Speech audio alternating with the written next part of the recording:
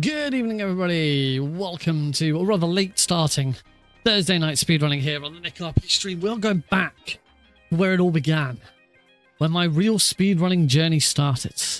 A game that I have not touched in quite a while, actually. I've touched the slightly different version of this game, but not this exact version. The exact version that made me the speedrunner I am today. This is, or certainly will be in a few minutes, Metal Gear Solid 1, Liquid. The original PC version. Slick. Did you like my sunglasses? Point a weapon at your own brother.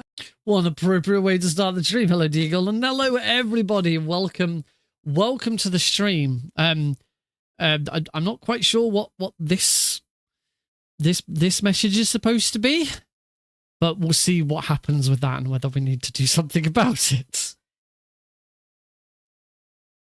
It's a pretty weird message.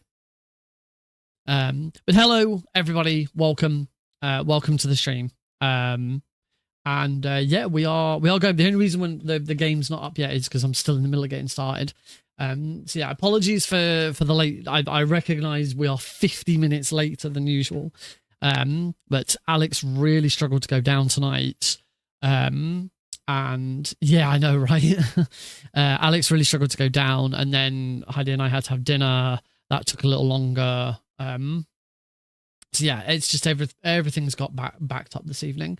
But yeah, I'm glad I saw Melee. I put in quite a bit of effort last night getting this prep. It is Metal Gear Solid 1 PC is not a game you can just speedrun. You can't just go, yeah, I'm just going to crack it out tonight and do it. It takes prep. I actually don't think I've played this on this PC. I really think it's been that long since I last touched this game. I certainly haven't touched this game since the minimal install change came out, which I have now installed. So we're good to go on that front.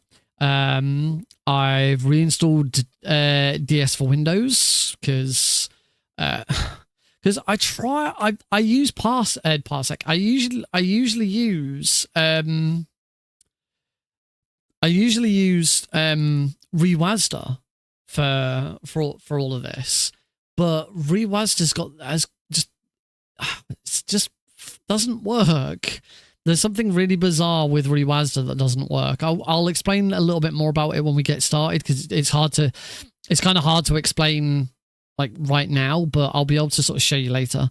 All right, I need to try and get some stuff started. First of all, I need to open DS for Windows. I also need to I need to pin it to my start menu. Pin to start. There we go. That's that done. So yeah, it's yes, this is integral. So this is the original Metal Gear Solid 1 PC port. So this was originally released back in the year 2000.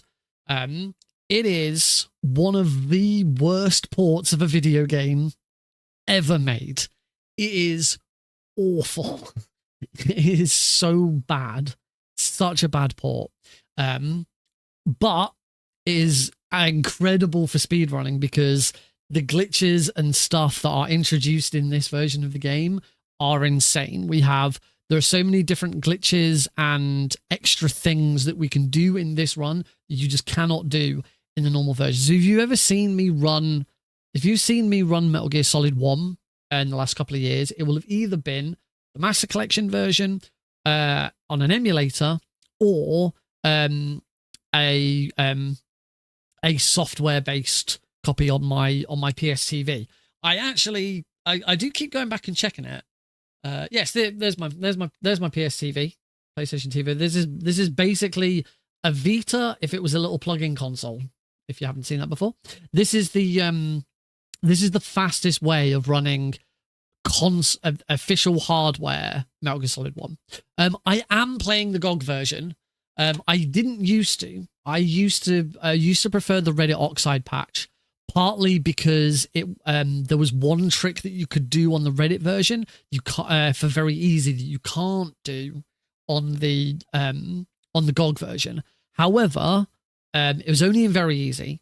I do believe that minimal install now removes the need for the trick.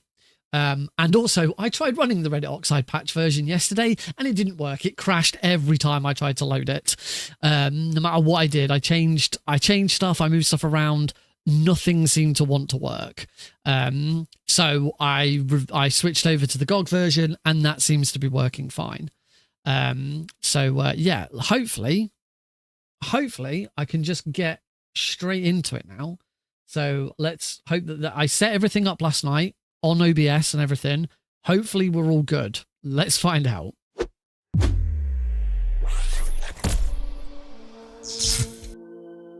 Yeah, there we go. Only issue we've got right now is those are the wrong splits.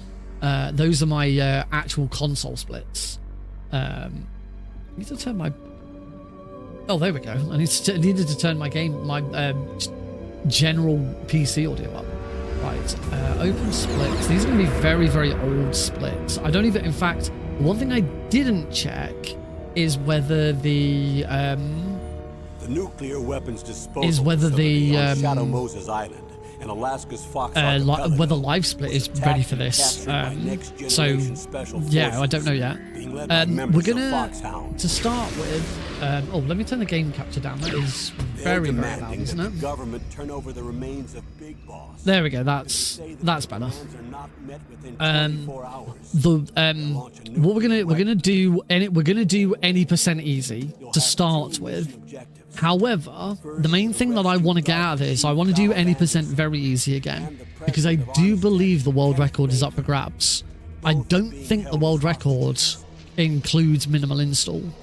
So I think there's an opportunity there, and the very easy is kind of the version of the game that I'm known for. It's the version that I've held world records for in the past. It's I completely rooted it after after the big area reloader change came out. So that's kind of exciting for me. Only thing is my controller's actually set up right now for very easy, so I do need to have a quick look and make sure that I can change it so that it does work. Right.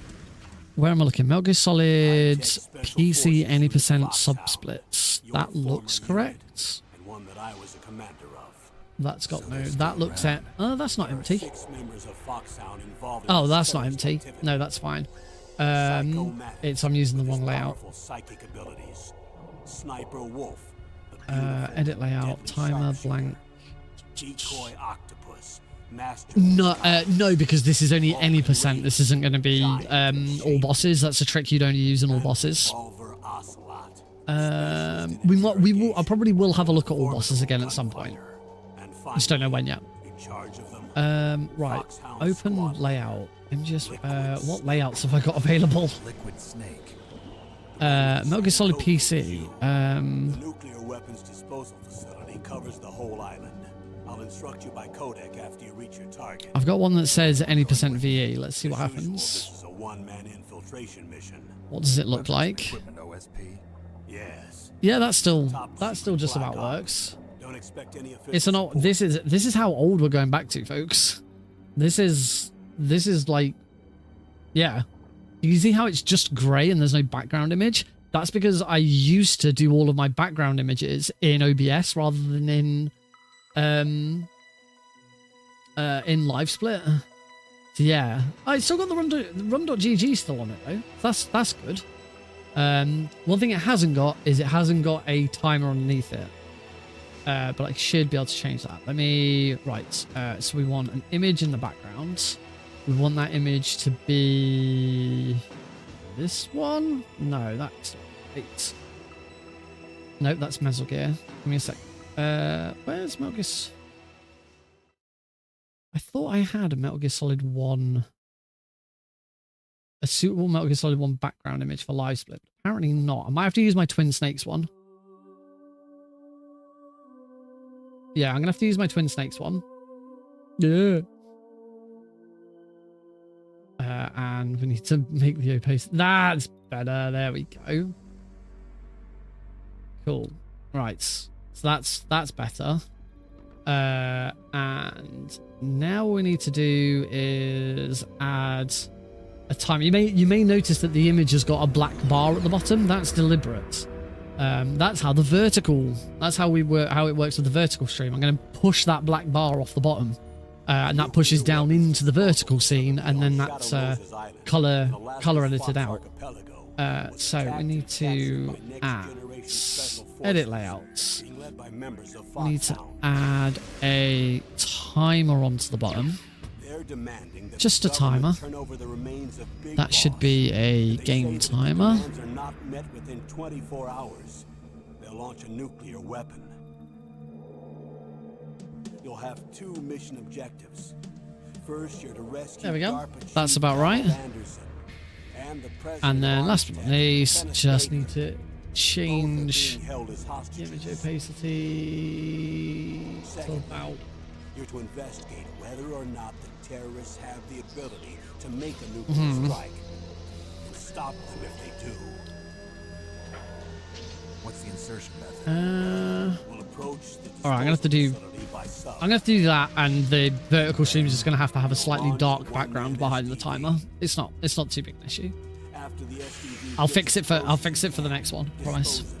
Right, hopefully live split works. It's one thing I haven't checked yet. Hey, live split works straight away. Perfect. That is a surprise. I'm genuinely surprised that works straight away. I'm just gonna make that split height a little bit bigger. There we go. That should do.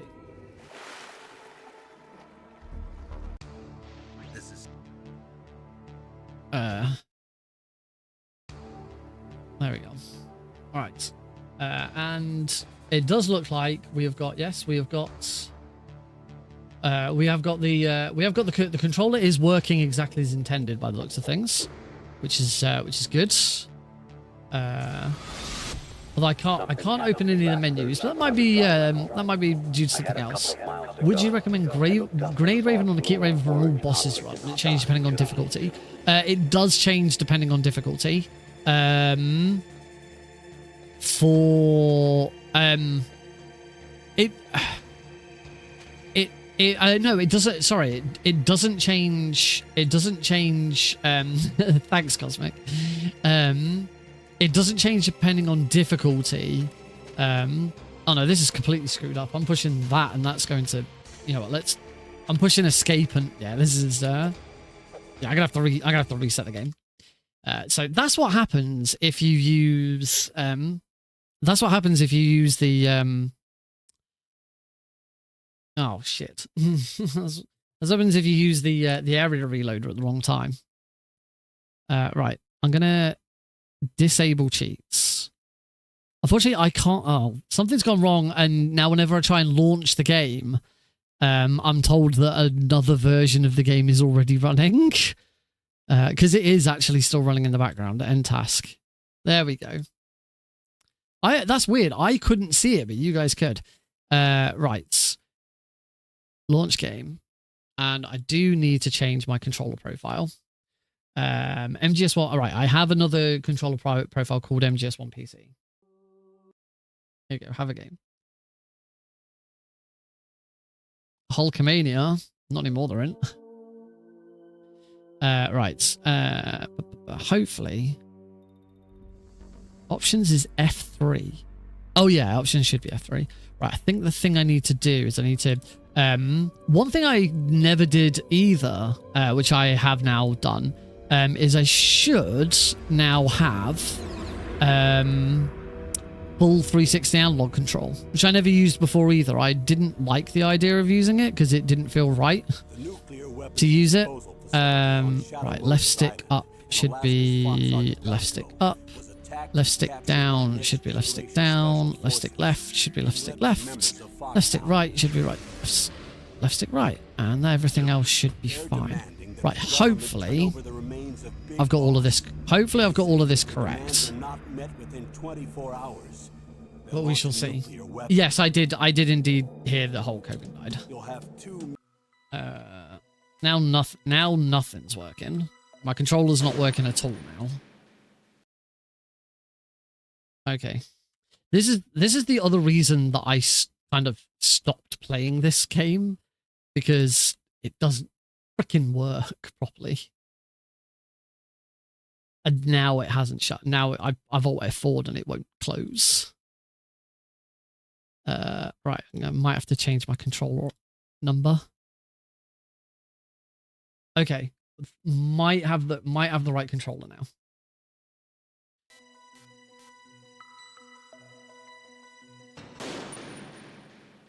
And all of my controller options have reset for some bizarre reason. Oh god. Right, first person, weapon, punch, crouch, item 1, item 2, weapon equip, weapon. What did I used to use for weapon menu? That's the thing. I don't actually have the weapon menu. Right, this needs to actually be the D-pad now. Menu soft pause should be on that button. So what did I used to put onto? Let me check. Have I actually got something already? Basically, whenever I used to play this, I used to do quite a lot of different things with the controller, and I would change the controller settings quite dramatically. So, for example, I used to have the right analog stick lots of different weapon buttons, and R2 is also a weapon button. Because we've got weapon hotkeys, you never need. Oh, you did get your account back. Yes, well done. What did they say? What happened? Because we have weapon hotkeys, you never need to open the weapon menu in this game, and I have every single weapon that I need equipped to one of the buttons on my on my controller. So in any percent, it's weapon 8, which I think is some sort of grenade. Right. So it should be weapon 8. The nuclear weapons disposal facility on Shadow Moses Island. Let me just check DS for Windows. Make sure that it is. Being led by members of Foxhound. R2 D8. Okay, so that is correct. Right, options, controller options. Try this again. Oh no, I already did it. So it should be weapon 8. So all I've got to do now is just quickly load a. Done appeal, spoke to the live chat, and they said it was just a misunderstanding. That's what they always say. It's because there's no human oversight. My company's LinkedIn went down for like 3 months for the same reason. The account got made hidden because apparently we'd broken terms of service, and people from our marketing team tried to deal with it and couldn't. The head of marketing kept tried to deal with it and tried to fix it. And said, oh yeah, it's because we broke the rules and we posted something we shouldn't have posted. And at one point, someone came to me and said, Nick, can you have a look at this? You've got admin privileges on LinkedIn, because I post on behalf of my company on LinkedIn. In fact, I'm the only person who does it now. And said, Nick, can you have a look at this? We know you're good with internet stuff, and can you have a look? I had it unblocked within 3 hours. Took me 3 hours. Couple of messages, couple of emails. And within 3 hours, our account was back up online. Suffice to say, the head of marketing at the time does not work for the company anymore. In fact, I'm very proud. No, I'm not proud. I'm not proud of that bit. I'm proud that I got it all sorted. Right, let me load a save. These are all VE saves, but it should be fine. I want to go quite late in. Make sure that I've got all of my weapons. Yeah, that'll do. Right, and just make sure everything's working. Okay, so we've got full 360 analog control. We can still move with those buttons. We've got grenades. We've got stinger, up, down. I don't know what's supposed to be. Chaffs. See, button 8, I don't have anything. So why? Everything else is working. The PSG one is on left stick click, which makes sense. I should now be in GME. Oh, no, I'm not. Now I'm in GME. Now I'm in GME and I can't hit triggers. Now I can. There we go. Now I can't hit triggers and I go out of bounds. There you go. If you've never seen the original PC port of Metal Gear Solid 1, welcome to the original PC port of Metal Gear Solid 1. You can go out of bounds whenever you want as long as you got the sniper rifle. What is weapon 8 and why have I got it? Is it C4? I feel like it might be C4. Thing is, I can't open the menu to find out what weapons I've got. 1 is SOCOM. 2 is FAMAS. This is very easy, so I've got the MP5. 3 is grenade. 4 is Nikita, which I don't have because it's any percent and we don't get it. 5 is Stinger, and Stinger's on. I've got Stinger on right analog stick up. 6 I haven't got. 6 is, I think 6 is Claymores. 7 I think 7 and 8 are C4 and something else. I think 8, yeah, this is what it is. I think 8 is 8 is stun grenades and 7 is C4. I think I have 7. I'm pretty sure I have 7 a C4 on. Why would I have C4 on for the I don't know why I'd have C4 7 on unless 7 stun grenades. Basically the idea behind the idea behind having a weapon button on the right and on R2 is because this is any percent. We don't fight Ocelot. We don't use any C4. The reason for having it on R2 is because we never need to open the weapon menu. We can access every single one of these using the number pad. Oh, this has come up. This is another thing that got patched with the fan patch. The items can now be hotkey switched using the number pad. I don't know if that's legal for speedrunning. I don't think it is. I wouldn't want to use it anyway. But yeah, that's now a thing. Hey, Mr. Dan. So yeah. I can't remember why it would be 7. Sorry, I was saying, basically, because we don't ever need to open the weapon menu, we use R2 and assign a weapon to it. And we assign a low-numbered weapon to it. So for any percent very easy, we assign 2 to it, because that is the MP5, which we always have. The advantage of doing so means that we can very easily swim. Swapping weapons infinite momentum allows Snake to keep running whilst equipping a weapon, and by swapping weapons. So it's a bit awkward. It's a bit awkward to do. There we go. So I am consistently moving forwards by simply swapping between 2 weapons. I am not holding up. I am not holding any directional key whatsoever. All I am doing is I'm holding 2, which is... Oh, it stopped now. Holding 2, which is the MP5, and mashing 9, which is chaff grenade. And that keeps Snake moving until it stops. So the idea of R2... The idea of using R2 is it means that we have a weapon that we can constantly hold on to. And then I have 9. I have the chaff grenade assigned to my PlayStation button. So all I have to, if I ever want to swim, all I got to do is hold R2 and tap that button.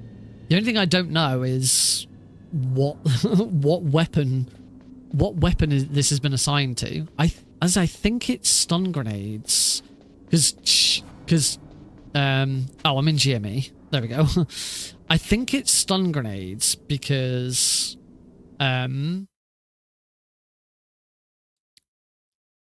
let me find Armory PSG1 pickup. That should work.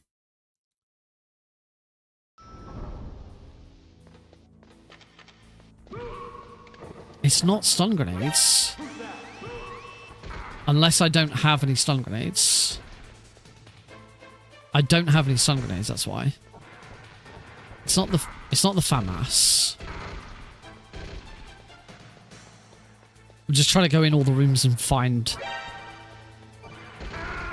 I just want to go in all the rooms and find the right button. Find the right item.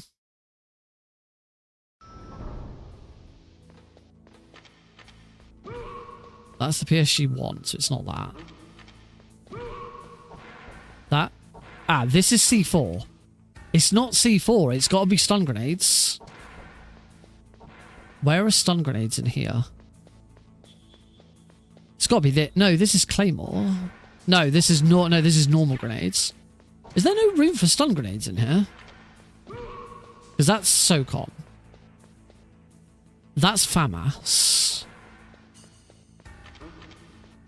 That's Nikita.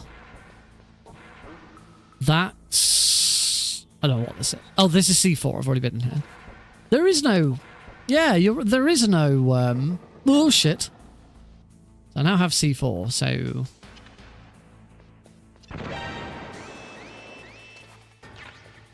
It's stun grenades.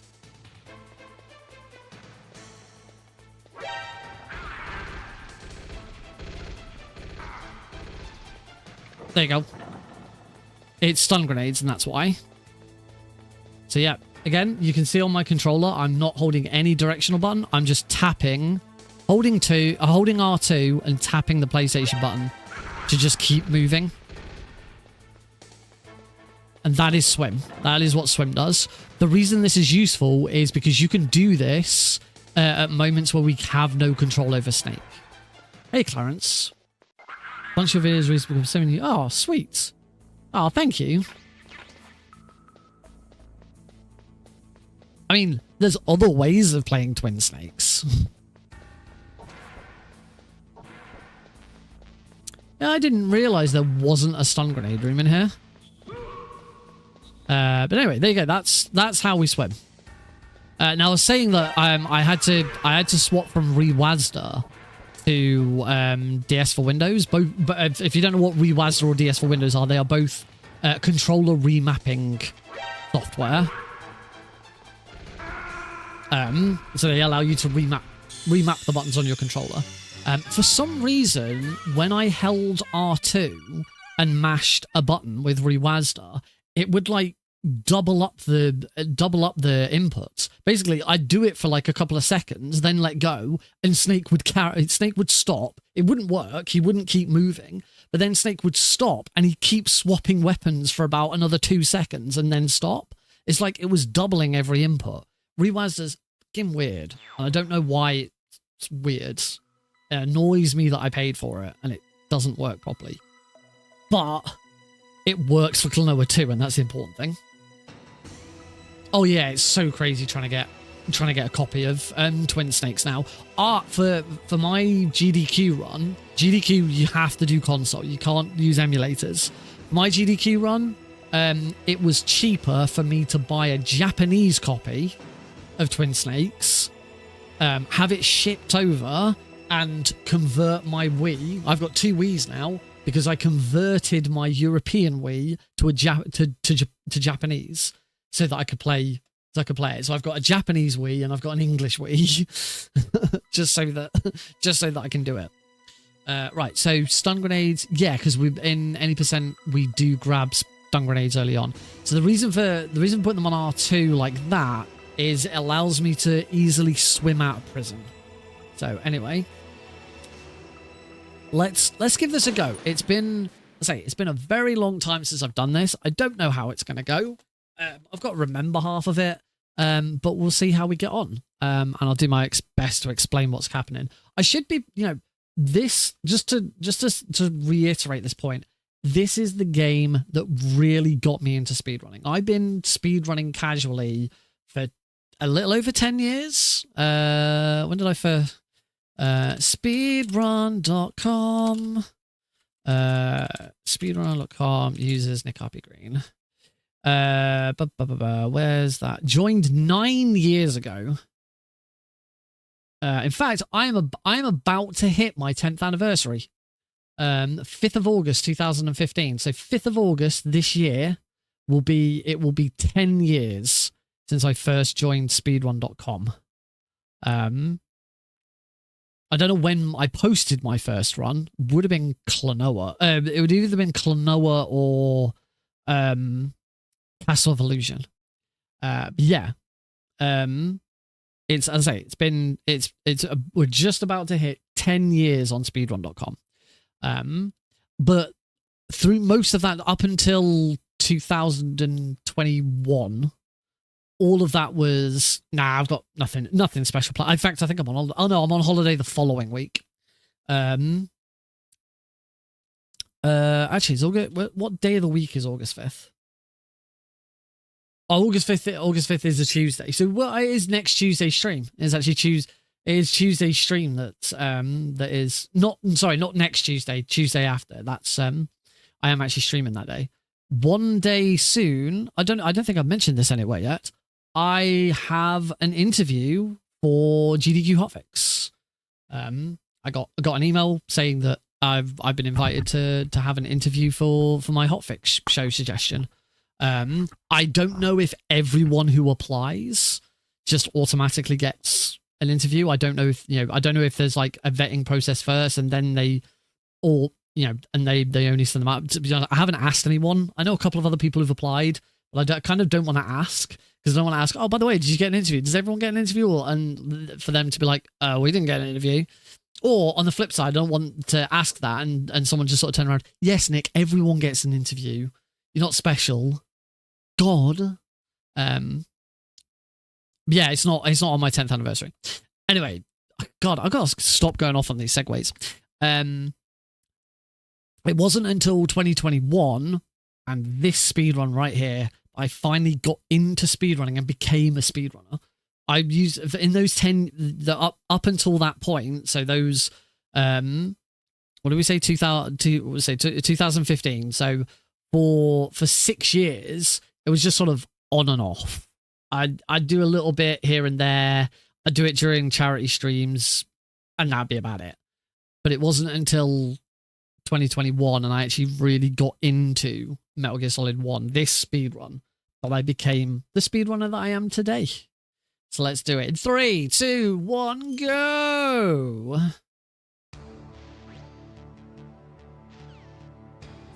I have to remember all the buttons. So, we go under here. We come around here. We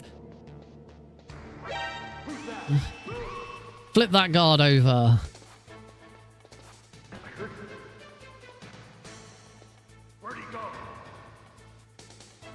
Wait for this evasion to wear off. And get another alert. And apparently chase 2 of these guys around.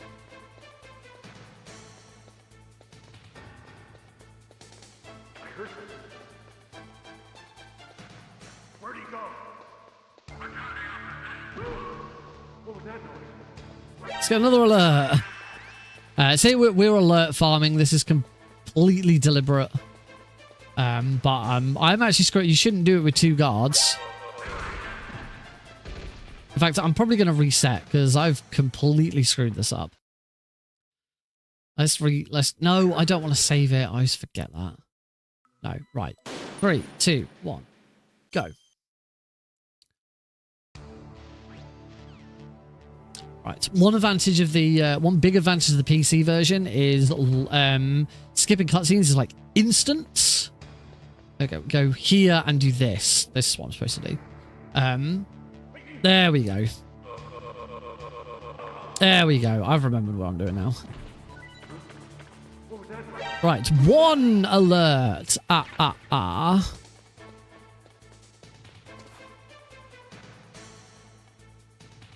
Where's that guard?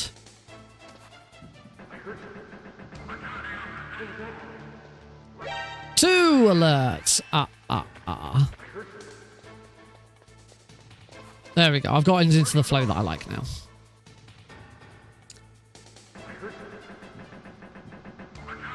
Three alerts.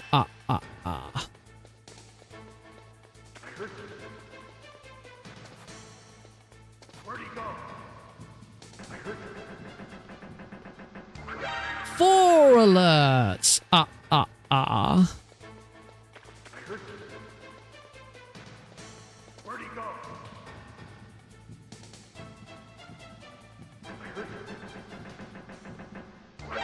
Five alerts.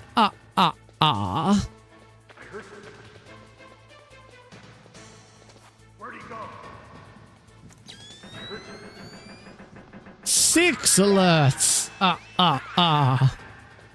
Can't see because of the fog. There's the Jeremy Blausine credit. At the Jeremy Blausine credit, we make a dash for the door. Grab a ration. Not that we really need it. See if I can position Snake for his close-up. It's been a while.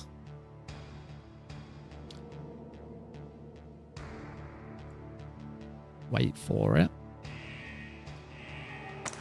Has Snake got his close-up? No! No close-up for Snake. That's... Not here until that guard looks. Let's turn, and then we go on here. We're done. We have finished in the docks.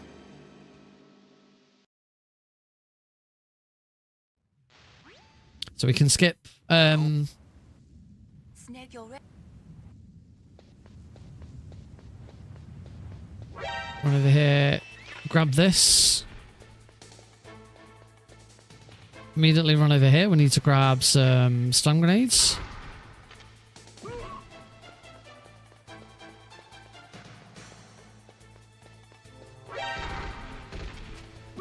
And in we go.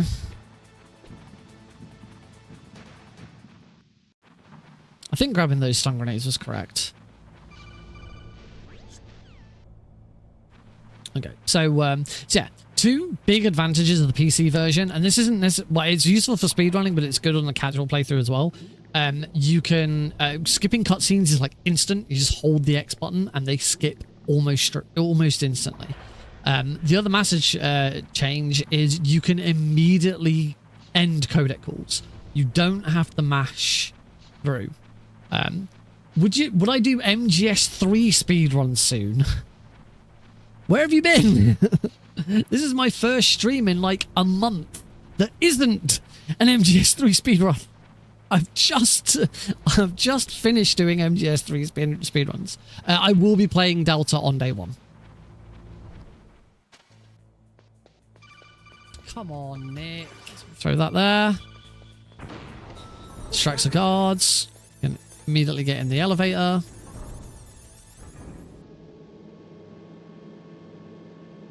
I can pre-order it from tomorrow. I get paid tomorrow. It's all right. I get paid tomorrow. I get my bonus tomorrow, so I can finally pre-order it tomorrow. I did a little vent glitch. This isn't exclusive to the PC version. If you've seen console versions, they do the same thing. And into the room. So that was the vent glitch. That skips out about half of the run.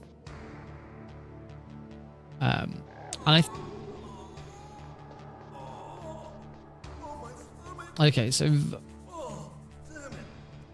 this is my first run experiencing minimal install. I don't know exactly what to expect.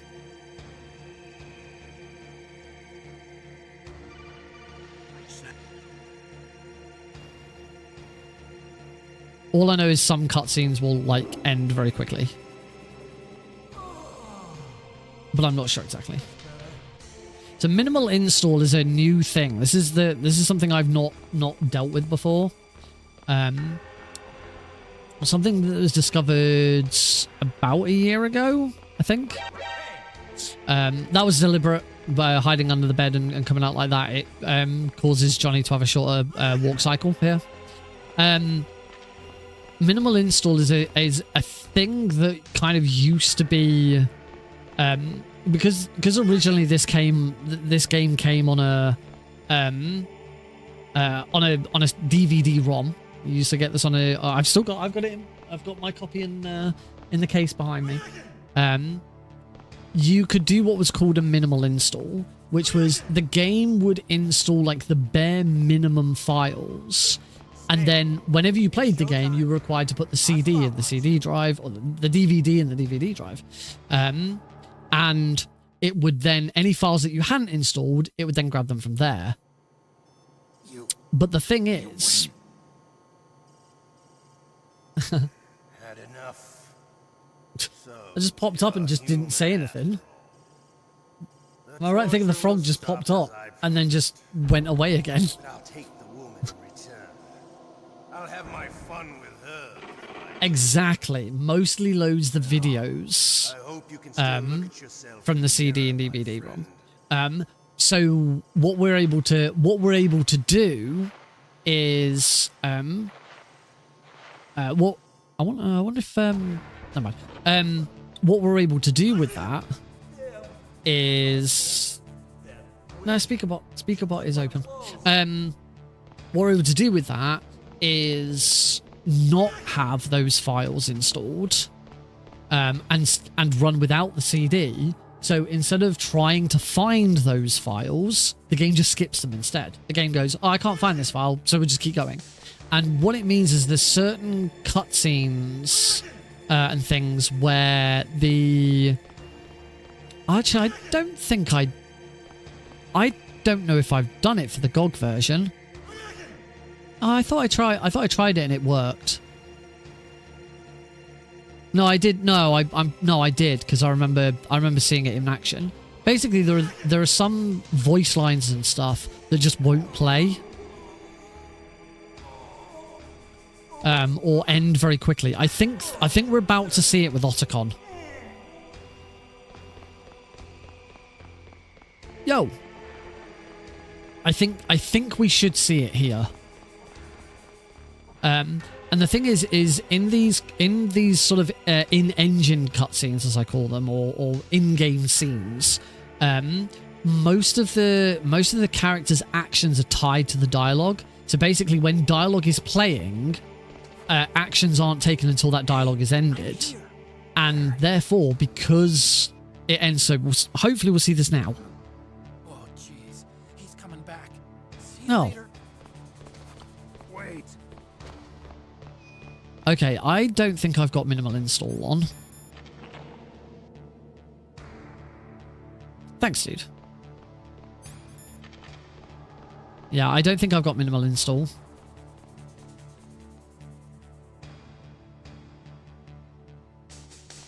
So I may need to go back and change that. So I'm pretty sure most of these voice lines shouldn't be playing. But basically, because the game kind of waits... Did I remove the BS from the drive? Because the game waits... Oh, I didn't quite grab that right. That was trying to use swim to get out the door. There we go.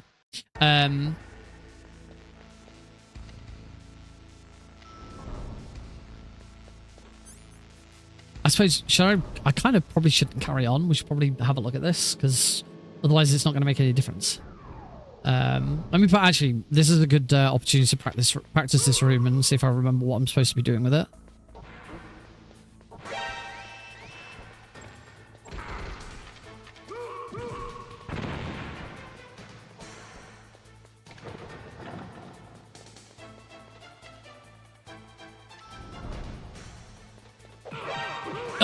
I screwed this I screwed it up to begin with anyway. I'm gonna reset the room and just I will reset this and I will see if I maybe didn't have minimal install installed.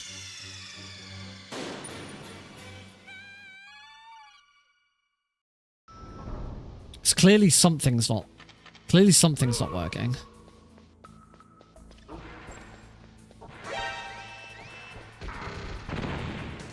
Yeah, this is how this is supposed to go. We then run to here.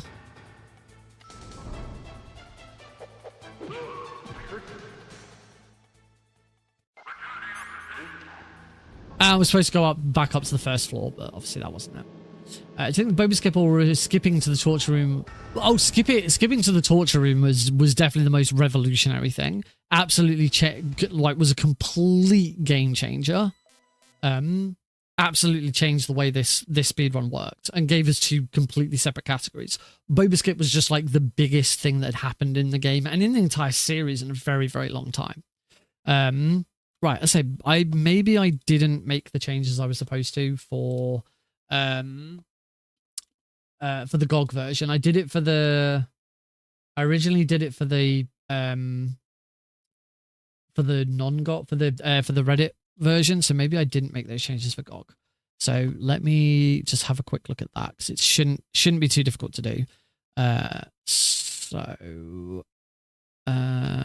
think it's here. So give me. I've just got to find the game files. Select GOG, delete the MDX, the movie, and the Vox folder. Delete those folders. Then I should have the files here. Extract those. So download. So basically you delete a bunch of files, but when this was discovered, it was then also discovered that it doesn't, that there are some of those missing files causes the game to crash. So you then have to put a bunch of files back in. I've got these files only have Vox and demo, which makes me think I may have uninstalled I may have deleted the wrong files. Give me a sec.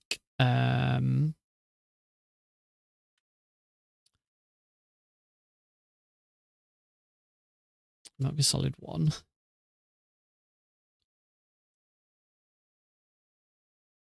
Resources.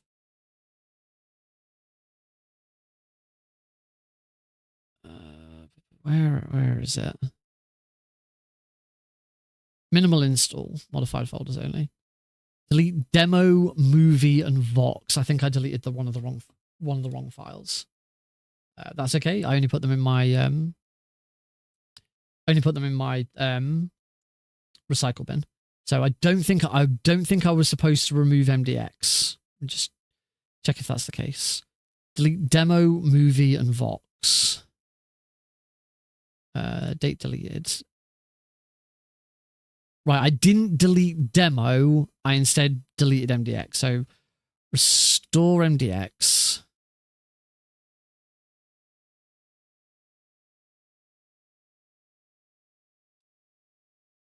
Right, I've restored MDX. Go back to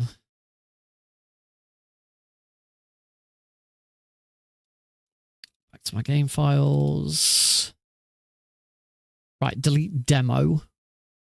So I've deleted demo, deleted that, and now these two copy these Vox and demo files, whack them back in there.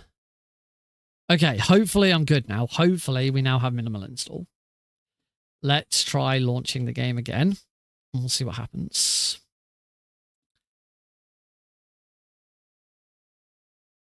Yeah, I'm now getting the an error saying 1,211 files are missing. Are you sure you want to launch the game? Yes. And if the game is working. So I had that with the Reddit version, and the game just crashed instantly. Okay, so now... And, of course, my bloody controller options have reset. Even though I've got restore on. This is the other thing that really used to piss me off. I have to do this every time because for some reason it doesn't stay. Codec is on that.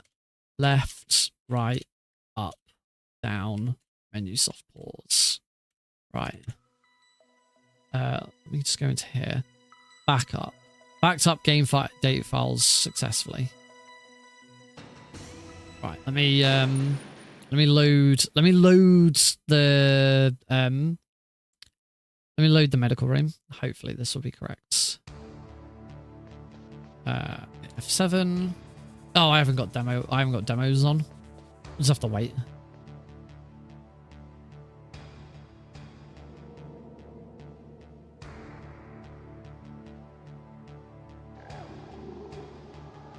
There we go. Now we have minimal install. So you'll notice there was no dialogue. And because there was no dialogue, Johnny didn't wait for his dialogue to finish until before running off. So this is how this speeds the game up. There you go. He's already... In fact, Johnny's already on his way back. But there's no dialogue whatsoever. Okay, so this is going to be interesting. Now that we've actually got it how it should be. Let's give this another go. 3, 2, 1, go.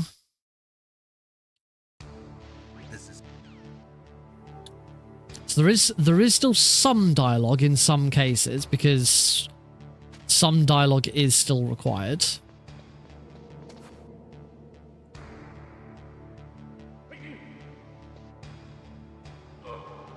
Oh, frick. Okay, we're good. 1 alert. We're a little late on that first alert, but it should be alright.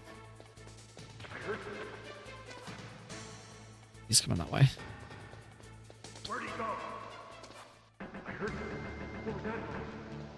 2 alerts. Whoa, whoa, whoa. Who said I hate femboys? I'm fairly indifferent to femboys.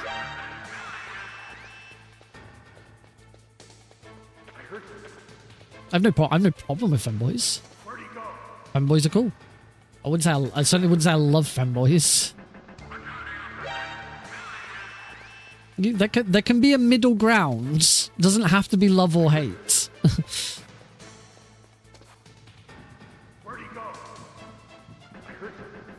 Hey, Eli.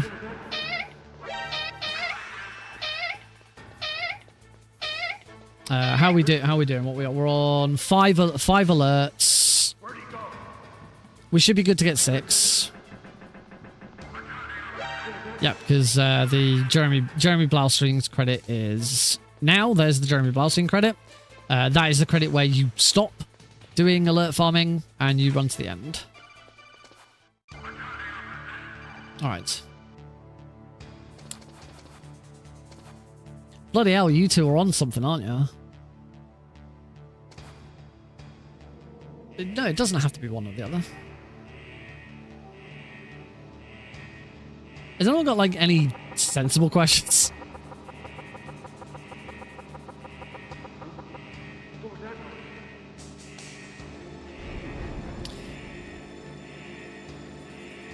Alright, we've successfully saved no time. Wahoo.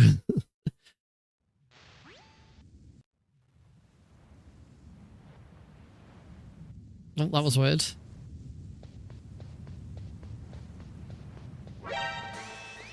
Grab those. Run straight over here. We want to grab these spare chaff grenades. Flip that guards.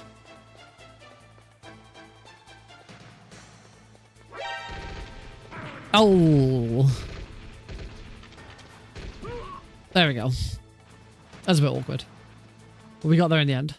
Lost a little bit of time, but we're good.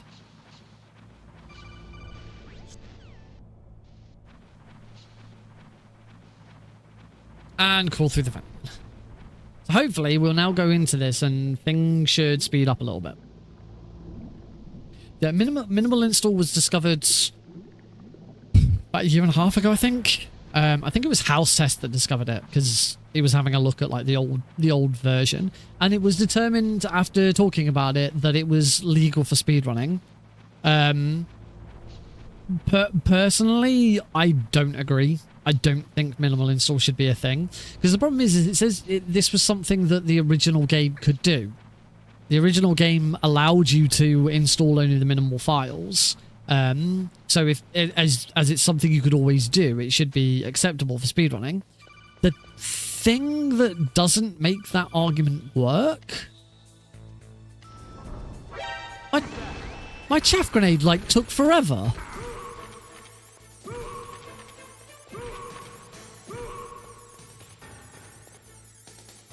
The thing that doesn't really make that argument work is the fact that with having minimal install, you still had to have the disk, because the whole point was with the game not installing every file, it would then need to check the disk to find the rest of the files. There was a way around it. There was a way around it with the original disc where it would work and minimal install would be a thing. You could use it. But it required a patch. It required an OCD crack so that you could play the game without the CD. So out of the box, minimal install speedrunning is not a thing. You can't do minimal install in this game straight out of the box. And for that reason, I don't think it should be allowed. But it is allowed. So as it is allowed, we're gonna do it. I'm not gonna, you know, not do it. I have. This isn't the first thing in the Metal Gear series that I've taken issue with, but still done it because that's the rules. I don't agree that you should be allowed to use turbo in Metal Gear Solid 2 for anything other than cutscene and codec skipping. I don't agree that you should be allowed to use turbo for like the stinger and stuff like that. B-Man said, B-Man is the worst for this. Because whilst B-Man completely agrees with everything that I'm saying, B-Man is also the culprit for many of the things that have been implemented.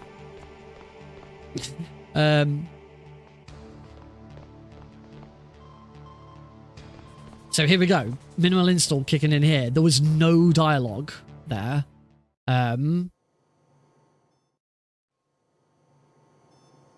See here, this is massively sped up because the actions and progress are not waiting for the dialogue to finish.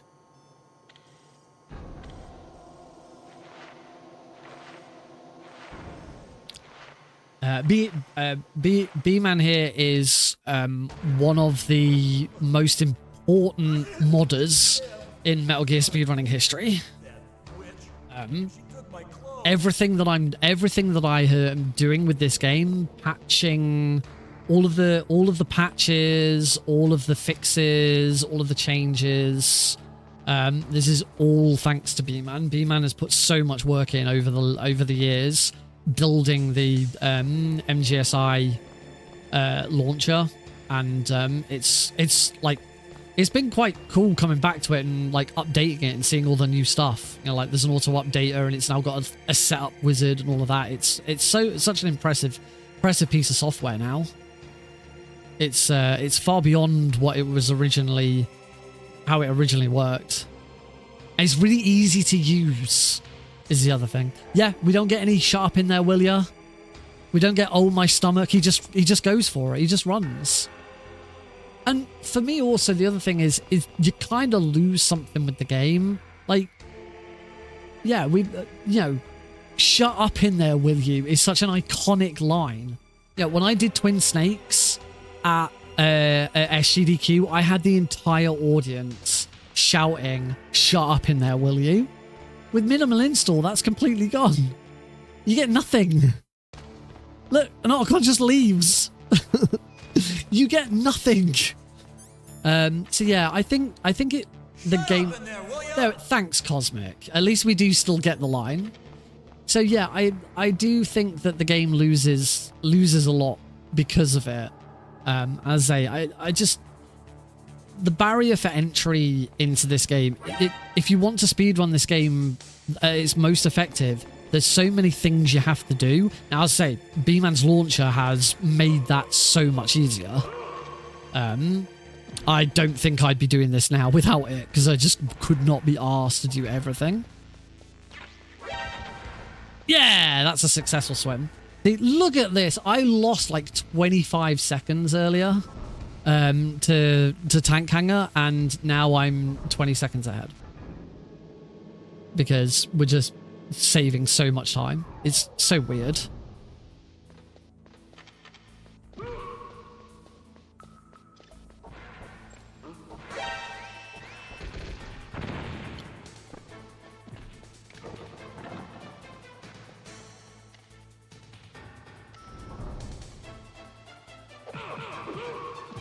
There we go. So we've now got the PSG one. There we go. So obviously it doesn't change. It doesn't change. Oh, Beamer, actually, as you're here, I did want to ask one thing about the launcher. There's another patch for fast elevator. I'm assuming that's not legal for speedrunning. And I'm assuming fast elevator is just like you get in an elevator, push the button, and you're on the next floor like instantly. Because I haven't tested it, because I did a quick search on the Discord server. There's nothing about it on the wiki, and I couldn't find any other information. I saw one person ask about it. How do I get through here now? Cool. Eek. So we run up here. Grab these chaff grenades. I think I run down and grab these grenades. This is a tricky room. Because depending on exactly which version of the run you're doing and exactly which run through that room you're doing, that room changes dramatically every time. There's so many different versions of that room. So down to B1. We do not need to grab anything here. We don't grab the Nikita. We don't grab the stun grenades. We've got everything that we need already. Bookcase boss.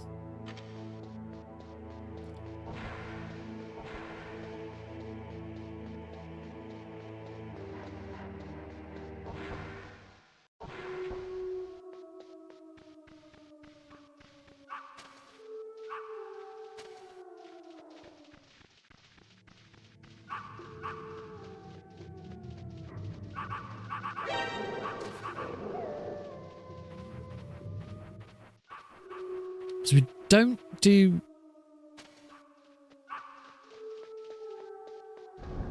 We don't go out of bounds there, do we?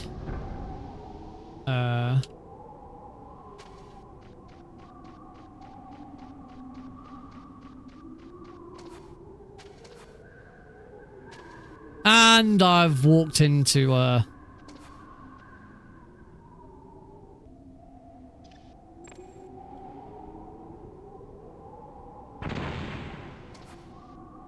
I've completely forgotten the step count for this room. And I've softlocked the game. Because I'm now stuck in this pillar. Whoops. Item hotkeys are also not legal for speedrunning. Yeah, I have them because I can't remember which one it was to end the... I somehow installed them without real... Although, I don't know if the... I don't know. In any case, yeah, I've got them while I won't be using them. Right, I need to remember step counts for this. So, we're going to have to reset this run. But what I'm going to do first... is... cave. Because... pretty sure I'm supposed to...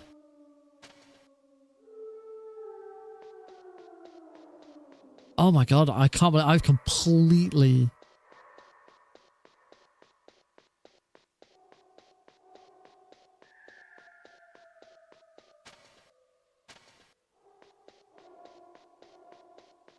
Where am I?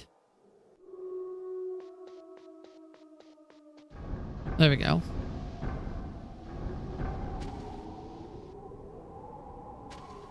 1, 2, 3, 4, 5, 6, 7, 8, 9. Yeah, there we go. It's there. That's not it. Exactly. I'm trying to remember. I bloody wrote the tutorial. I freaking wrote a tutorial video for this room. And the step count for this. I must have the step counts written down somewhere. I can't remember. I'll have to watch a video or something and check it back. We need to restart anyway. So yeah, let me just double check. Let me double check what those counts should be. Because I have completely... I wonder if the wiki just has them written down somewhere. Metal Gear Solids.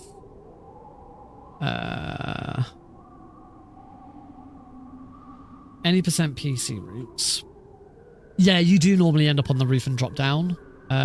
So I don't know if this is... I don't know if it's written down anywhere.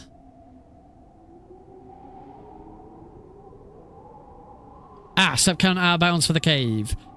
Down 1, down right 12, down 11, or down 1, right 8, down 20. I'm pretty sure I used to use the sound of the dogs to remember what it was. You know what? Fuck it. Let's just have a look. Let's just have a look and see what I said all those years ago. So let's go right back up to the top of this. Don't think it's here actually. I think it's in. Let's go back to here. Let's go to MGS1 tutorials. Easy any percent PC tutorial. Whoa, Omnitunes! Welcome! Alert! Incoming raid from Omnitunes with 6 raiders. Welcome, Omnitunes. Thank you very much for the raid. Welcome, everybody. It's either Nick to teach Nick the numbers, indeed. Welcome to the stream. My name is Nick Green, and we are back on the speedrun that got me into speedrunning. This is Metal Gear Solid 1 PC. The original PC port, and I've completely forgotten how something happened, so I'm going to an expert in the subject to remember what it was I'm supposed to do. That expert on the subject is me. Going back to my own tutorial to remember. Oh my god, it's so quiet. Why is this video like so quiet?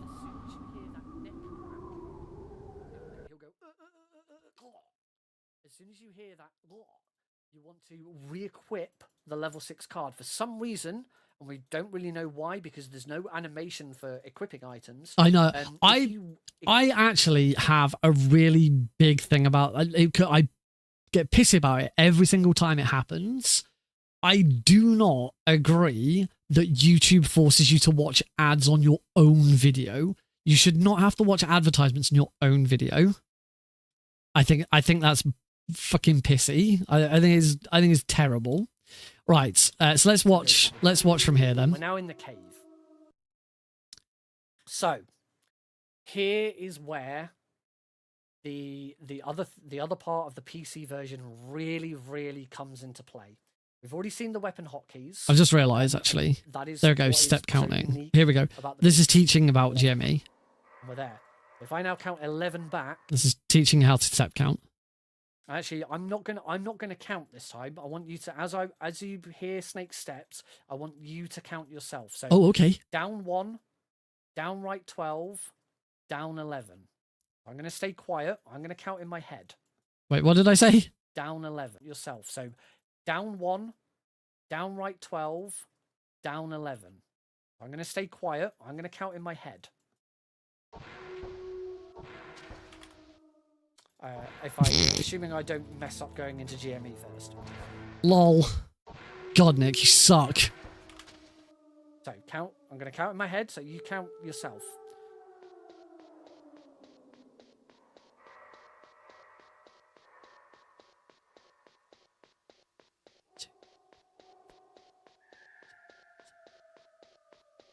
11. That should be 12. Soon as I go into a crawl position. Oh, I'm actually just a little off there. I'm sure. Slightly off, but from there it's quite easy to tell where you are, and you can. Do I now explain the wolf it takes howl? practice. Now the other method of getting through this room. Yay! I do explain the wolf howl. Step count, and I don't, because the other method is slightly faster, but it is a bit trickier. Is to flutter step instead. What we're going to do, and I need to explain this before I do it because we're going to use a sound cue. We're going to use a music cue. So if you prefer to run the game with no music, you can't use this technique. You will always play use music. the step count that we've just Why would you done. not play the If you game with use music? Music cues. The wolves that you're hearing in the cave are actually a music track. Those wolves will always bark at the same moment because they're part of a music track that's playing. So what we're going to do is we're going to flutter step. We're going to take a step down. We're going to take a step to the right, and then we're going to go down and flutter step to the right until we hear a certain wolf make his second bark. As I said, I have to do this the moment we go in. So GME, down, right, down, and flutter to the right. And there's going to be a wolf that barks twice. That one. And the next wolf. You heard that very deep. Second one. We stop. If I now go into a crawl position, I should go into the underground passage.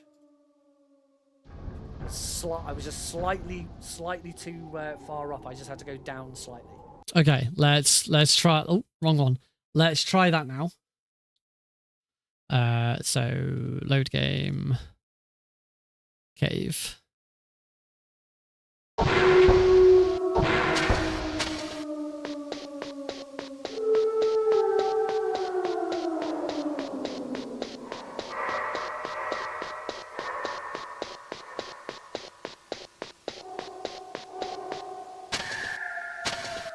Slightly over.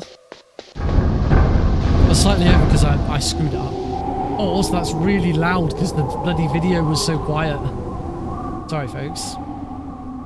Let me give that one more go. Load. Yes. Cave.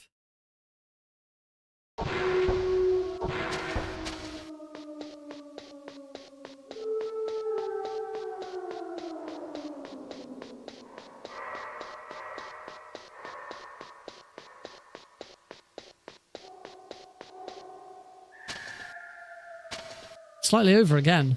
I feel like maybe I don't need to do that. Like maybe I don't need to use that right step, or I was doing that right step too far. Cave.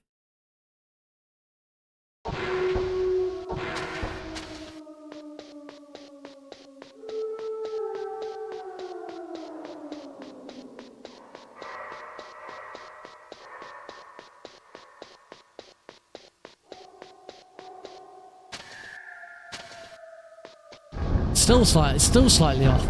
Yeah, I don't think I need to do that right step. Okay, so that was that. My webcam, I have two webcams. They're both the same. It's the I don't think it says on them what they are. It's the Logitech one that everyone uses, the C920. I think it is. It's Logitech's like basic 1080p. Yeah, that one, the C920, the one everyone uses.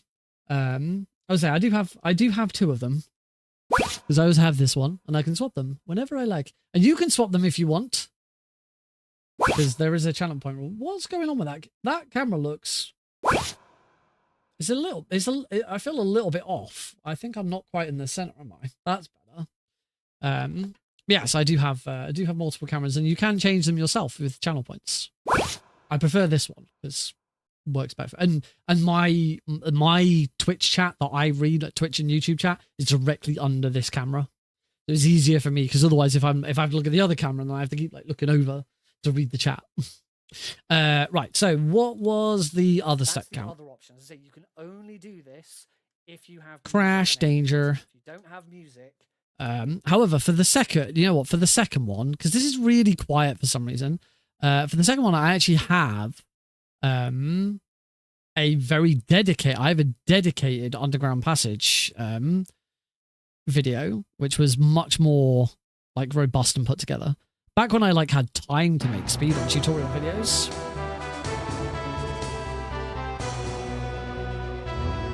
It's even got my old logo. Hello and welcome to this Nick RP Green speedrun tutorial for Metal Gear Solid That's PC. much better. In this video, I'll Volume's teach you much how to better. efficiently get through the underground passage, a strategy that works on any percent and all bosses. Before we do get started, I'm Nick RP Green, a streamer, video maker, and speedrunner. I stream speedruns of this and other games at twitch.tv/NickRPGreen every Tuesday and Thursday. So if you enjoy this guide, consider checking out the stream. With that, let's get started. This strategy can be used immediately after defeating Sniper Wolf and after capture. Instead of running up the long corridor, we abuse have the a God dedicated Mode underground exploit, or passage. GME, to go out of bounds, wrap around from the bottom Was a to the different- top of different, the room, and then microphone. drop down into the door to communications tower This A. is only. This isn't that. This is only me swap to watching on Wherever YouTube. summer takes you. Why did I do Explore more that? with Google Gemini Oh, on this the is 4 Samsung years ago. This Galaxy is 2021. S25 Ultra. This is Get yeah, yours second at second of the March Ultimate 2021. I sale made and this. save up to £600. That Sigma Plus, mail in your roam voice freely back in there. the EU, up to 25 gig. No, you know what? Can we do that? Yes, we can. Before tackling the complexities of this strategy, it's important to get used to using GME to go out of bounds and get into the right position with a simpler strategy first. Step down to the door. Oh, we don't care until about it simple opens, strategies. and How do we do GME by hitting complex 0 strategy to equip the explanation? PSG1 and 9 examples. After counting 7 steps down right, I'm going to go prone to reset the camera just to show you what is happening. You should be doing this blind. Open the door, enter GME, and count down right 7. 1, 2, 3, 4, 5, 6, 7. Immediately after your 7th downright step, go down for half a step. While still holding down, press X and let go of both down and X. This causes Snake to go prone and drop to the floor in the same movement. This is the bit that is efficient. From here, stand up and go through the door. Oh, Let's see that one more time. Step to the door, GME, downright 7,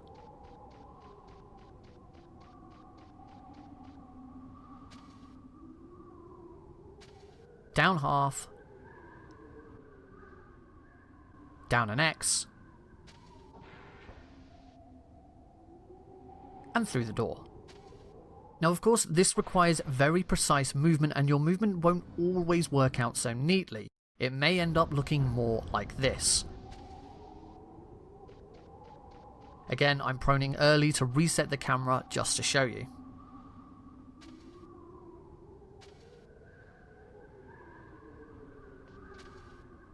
But as long as you count 7 steps down right and then half a step down, you'll execute the strategy and save time, even if it's not absolutely perfect.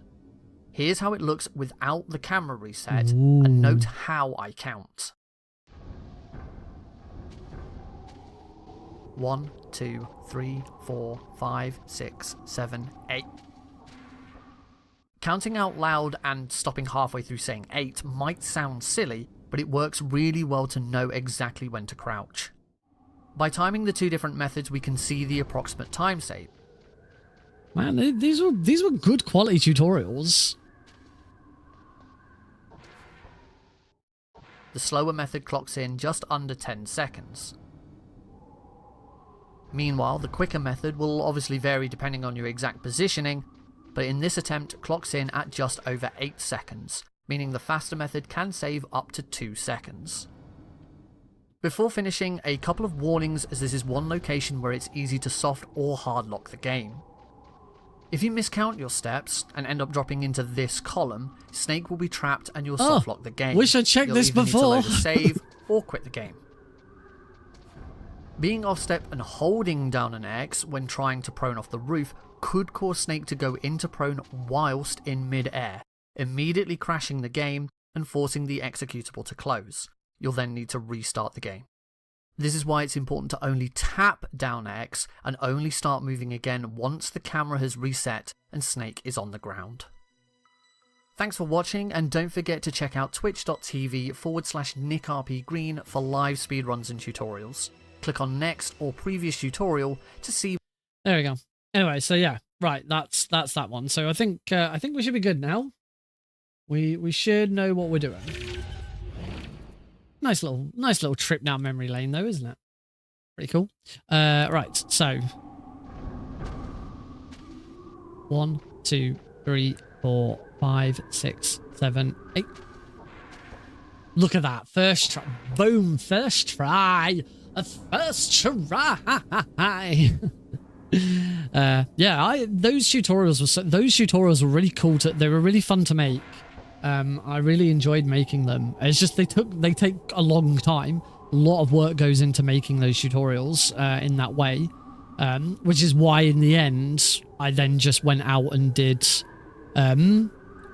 just a straight up here's the whole thing in one go in a stream, because that was just easier to do.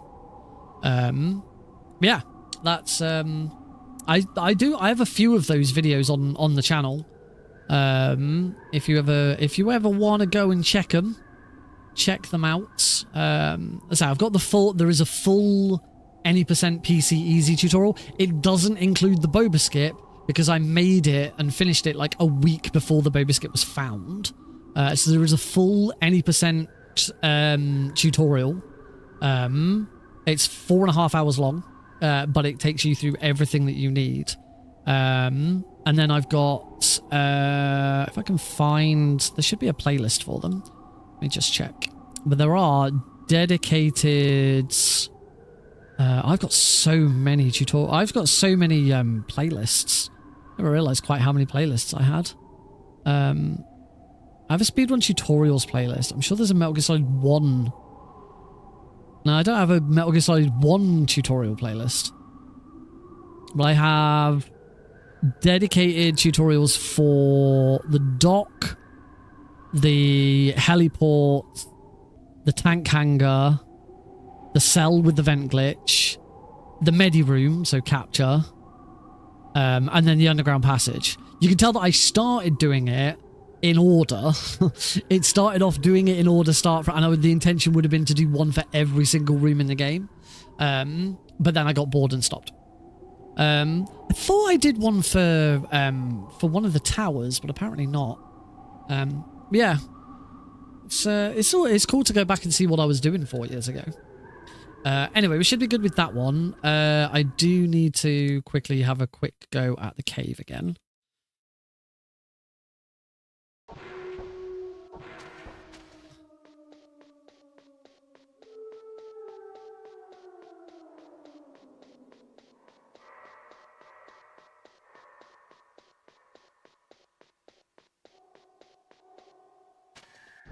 That's better. There we go. That was straight in.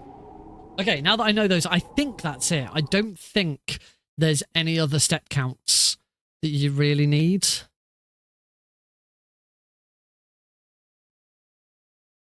Trying to think in my head. I don't think there is, because for most of them we have the radar. It's only in here we don't get the radar. So go. Let's try this again, shall we?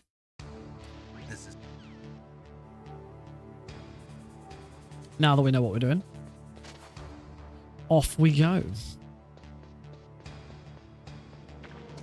Oh. Stepped in the water, but that's okay. The guard didn't hear. Oh, for God's sake.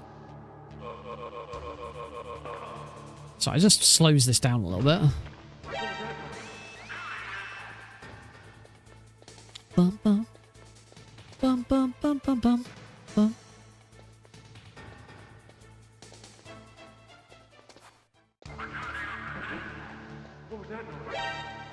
Alright, 2 alerts.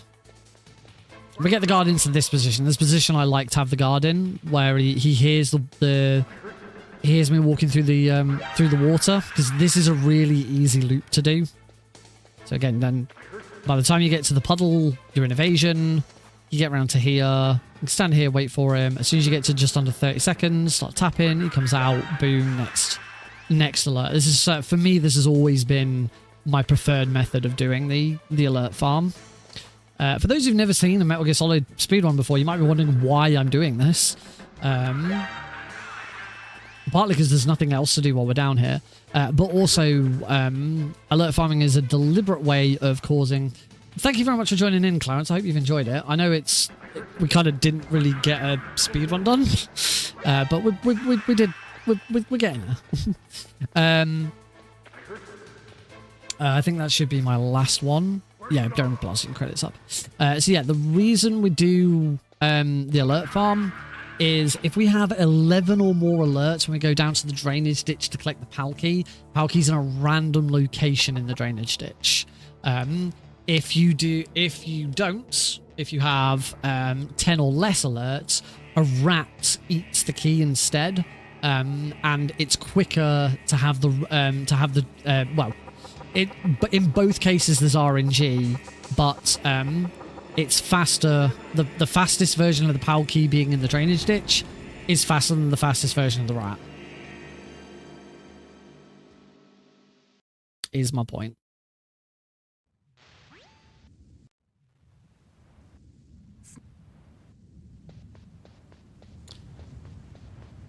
Alright, run up.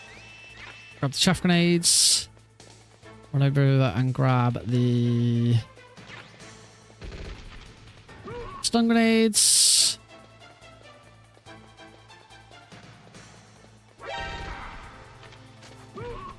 And off we go.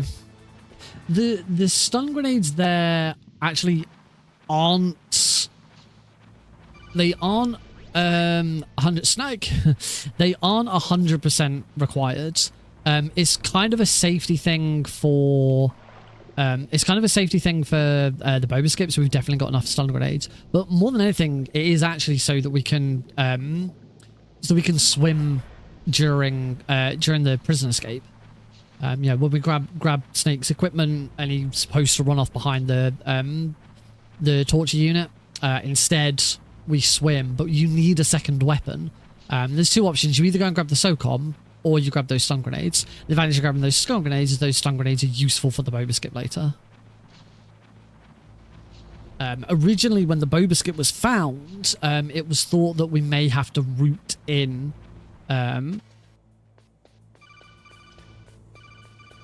Oh, shit.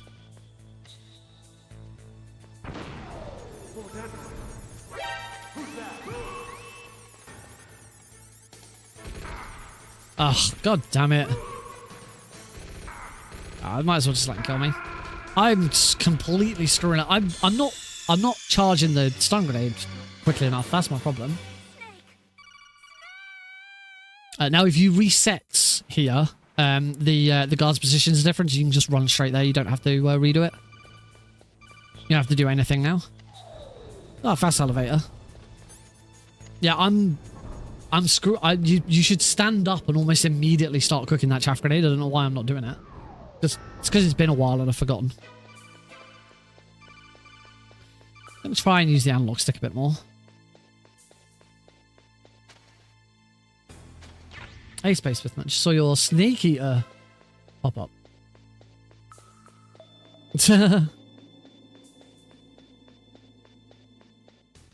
I mean, I'm hoping to get it a bit cheaper than that. But I don't know. I haven't decided yet whether I'm going to get it from CD keys or whether I'm going to get it from Steam. Because there's a chance with CD keys that we're not going to get the 48 hours early. And if I do get the 48 hours early, then it's a Tuesday and it's a stream day. So it's helpful. Yeah, I hope you enjoy. Wait, just saw Metal Gear Snake Eater pop up when I opened the what? As in you got an advert for it? Like you got an advert to buy Delta?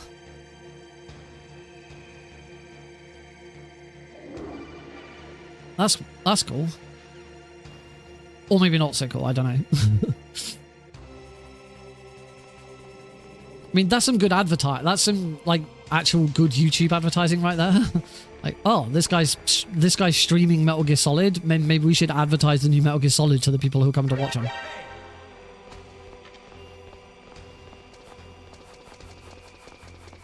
So we just got to wait for this guard now. So you'll notice minimal install we start to see straight away here, because every time Johnny sneezes, there's no sound. If Johnny sneezes at any point, you'll see that he doesn't make a sound. And that's because we have minimal install. There you go. So the audio file for Johnny's sneeze is missing from the files. We've deliberately deleted it. It's cool. Don't get me wrong. I keep saying that I disagree that minimal install should be a thing for the speedrun, because it's not really in...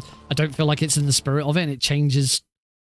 And the game crashed. This was another reason I stopped playing Metal Gear Solid 1 on PC, because the game would fucking crash every so often.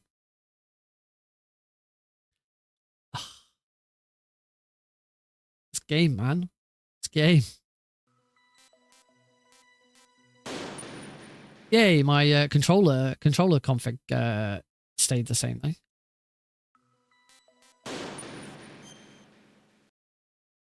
This is like, as long as I can just get a run finish, it's almost a guaranteed PB because of minimal install. So I wanted to get on with it.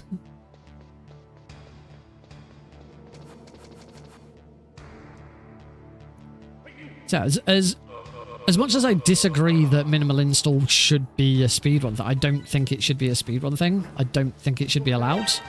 I do agree that it's cool and it's weird and it's fun.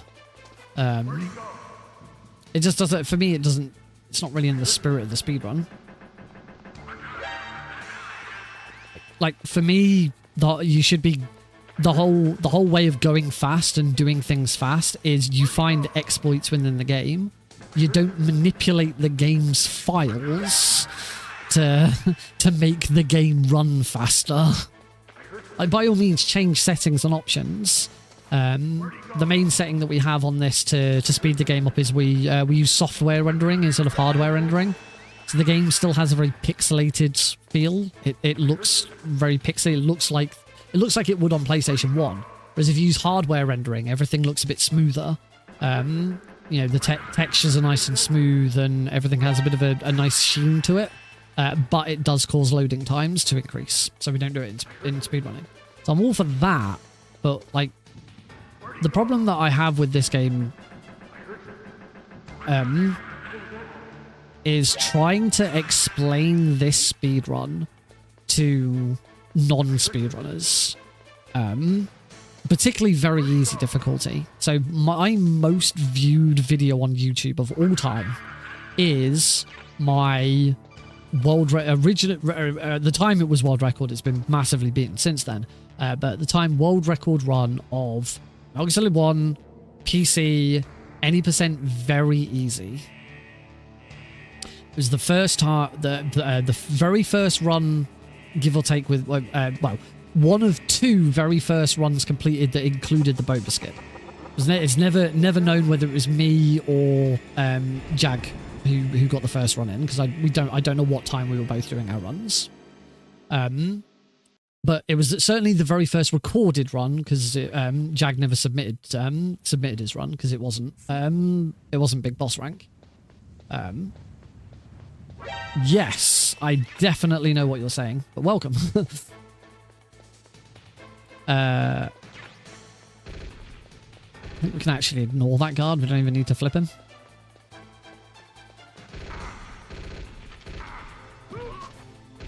In we go. And the amount of comments I've had on that speedrun of people just like accusing me of being a cheater and say, you know, you say, oh, well, you skipped this, you skipped that, you've got a gun from the very start, so you've modded the game. The amount of that is a legitimate run. It is absolutely 100% a legal, legitimate speedrun. It always has been. But they're all trying to particularly non-speedrunners, trying to convince some of those people that it is a legitimate speedrun. Some people just won't have it because you're using glitches. There are a lot of people out there who see glitches in speedrunning as cheating. And technically, yes, it is. Technically, you are cheating, but that's the point. You're breaking the game to make it go as fast as possible. It's kind of how speedrunning works. It's exactly what the point of speedrunning is. So then taking one... Oh, what? Ah, just kill me. Then trying to go to one of those people. Trying to go to one of those skeptics. And then explain to the... You know, when dialogue is not playing and is being skipped, and they ask why, and you explain to them, oh, well, I've removed a certain section of files from the installation, so those files are missing and the game skips trying to read them. For me, like, it's hard enough trying to explain that PC Very Easy starts you with a gun. Never mind going into, oh yeah, I've manipulated the game's files to speed the game up. Like, you can't sell that to people. And I think it will make... I do worry that when I finally finish this goddamn run and upload it to YouTube, I'm going to have the same issue again. Because I tend to get more views on my MGS1 speedruns than a lot of others.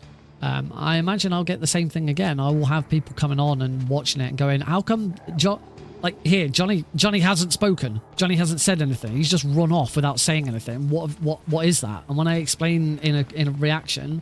In a reply to that comment and say, oh yeah, this is minimal install. We've removed a bunch of audio files from the game so that they don't play and it speeds the game up. They're just going to go, oh, you're just cheating. That's not the game. That's not speedrunning. That's breaking the game so that you can't, to manipulate it.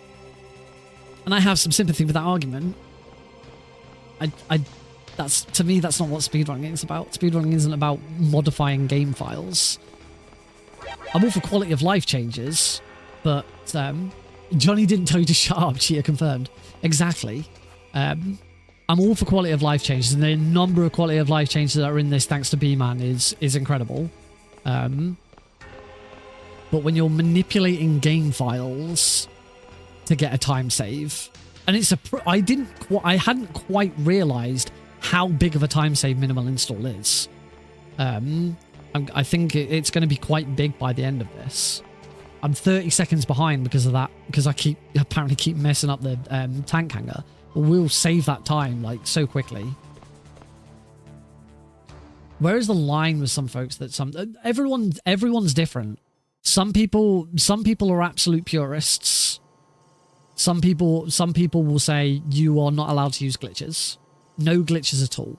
And there are and whenever that's come up as a comment in any one of my speedrun videos, my reaction is, if you're not a fan of glitches in speedrunning, go and find a glitchless speedrun. You know, if you search my channel and type glitchless, you will find my glitchless speedrun of Metal Gear Solid 1, because I have one. Because there is a separate glitchless category in Metal Gear Solid 1 because there are people who don't like glitches. So if you don't like glitches in speedrunning, there is runs catered to you. And that's absolutely fine. You don't have to like... I'm not saying everyone has to accept glitches and everyone has to... Well, no, I'm not saying everyone has to like glitches, but glitches are a thing in speedrunning. For me, it's kind of the point of speedrunning. You are breaking the game to make it go as fast as possible by finding glitches, not by manipulating files. If they didn't want me going through a door after getting 50-50 chance hit by an enemy to knock me through a door, they should have done a better job of coding. And that's the other thing that I kind of see with this. In a speed run is kind of, it's not you versus the game, it's you versus the developer. It's you and the developer having a fight over who's going to break first. You know, did the developer do a good enough job of stopping you from doing all of this shit? Or are you going to beat the developer at their own game? I think when you look at it like that, it comes across as a challenge in a very different light.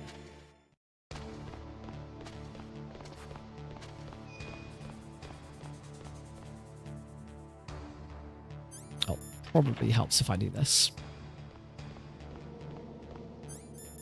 Oh, wrong card.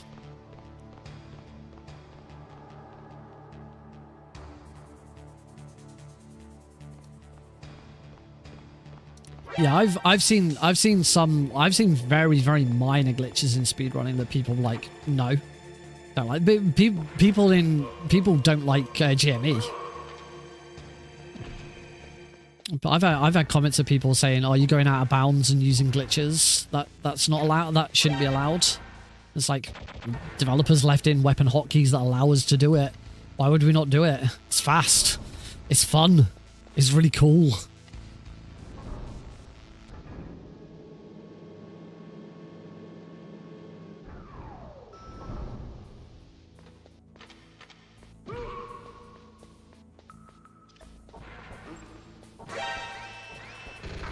Oh, still get shot.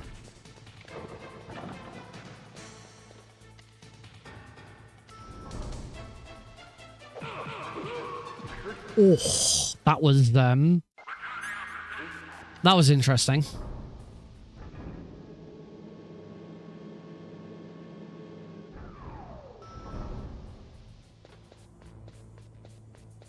So massively behind. Did I make a mistake somewhere?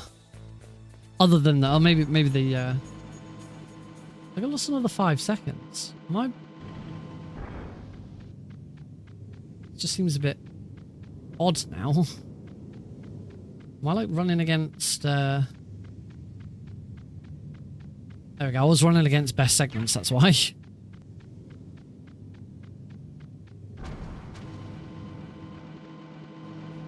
Oh, quality. Here we go. Quality of life change that that B-Man's implemented, and I don't know how long ago. As I say, it's been a while since I played this, but the ability to keep playing the game whilst not in focus.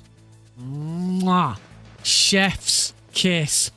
Best update you have added to this. I was able to carry on playing the game whilst going into live split and changing that option. Oh, buggered this up again. I'll just die and do it again. That's it. If you watch those devs react to speedruns, and you watch, they love it. They love seeing their game completely broken apart. It's great. Quite famously, Kojima is aware of the boba skip. Kojima liked, I think IGN ran a story on it and tweeted about it when it happened. Oh shit, of course. I might have to reset again because I've completely screwed everything up.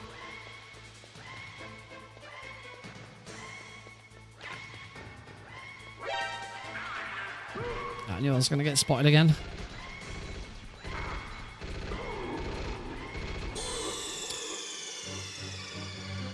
Bum bum bum.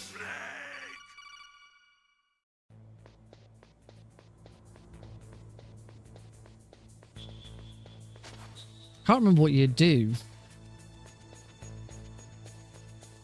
Can't remember what you do in here. You have to do this room differently.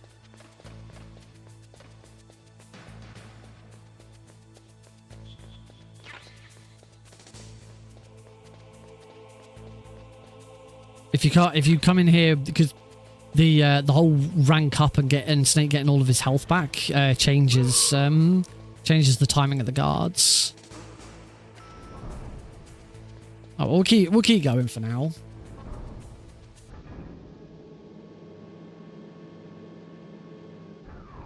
Ding.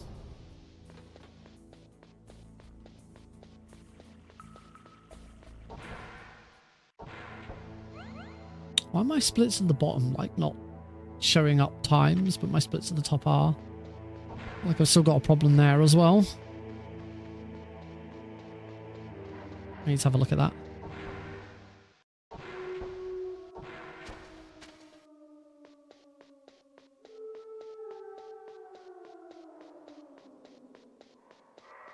I will learn Phantom Pain at some point, but it's probably not going to be until next year at this point.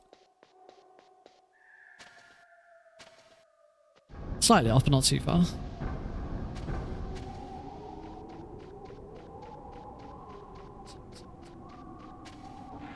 Oh, perfect. Look at that.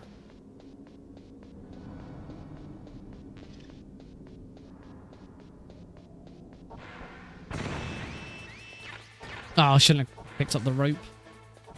All right, boba skip time. A little over an hour, I think. It's just quite complicated.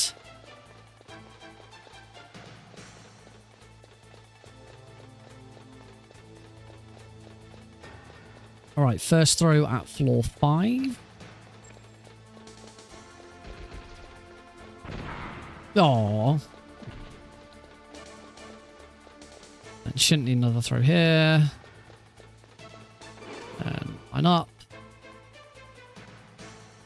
And hopefully, if luck is on my side, I am living the best life ever because I beat the video game. I am living the best life ever because I am out of the stairwell of shame. I am the best at video games. Now then, what do I do? Oh. Think of the console. Like, what do I do here? I've forgotten. There we go. We do that.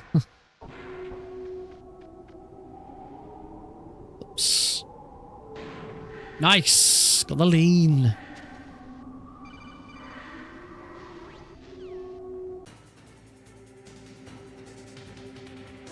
There we go, and that's beating wolf. Shot there, but that's fine.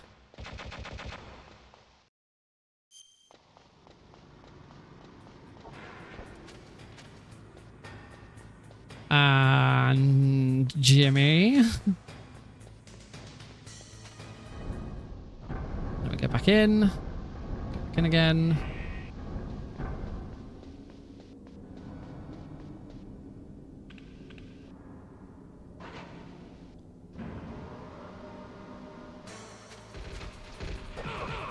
GME here. Oh. Threw a chaff grenade there by accident. I forgot you. I need to. You need to quickly go into first person to then be able to equip and unequip weapons.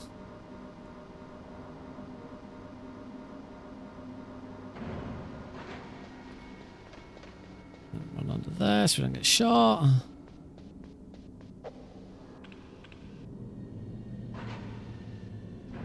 Apparently I saved a minute in that cargo elevator fight. I don't know why exactly. Must have been something. Again, there must be some minimal install thing that changes it. Here we want a GME because GME allows you to skip triggers.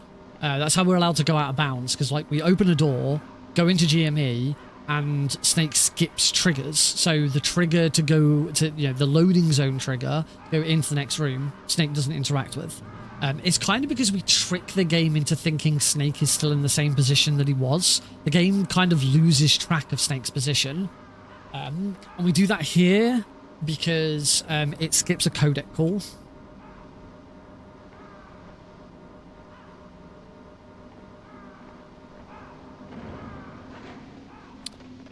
So now we're going to go into the fight against...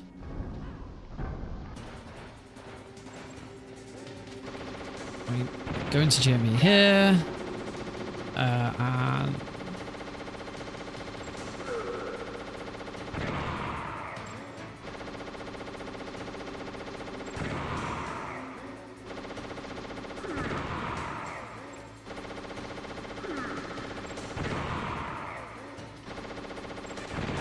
I've completely forgotten the timing for this.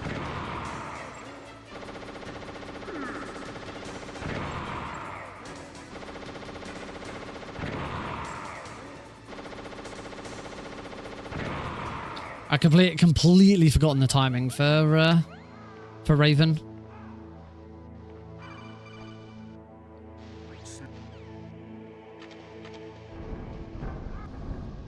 Oops. Accidentally paused it.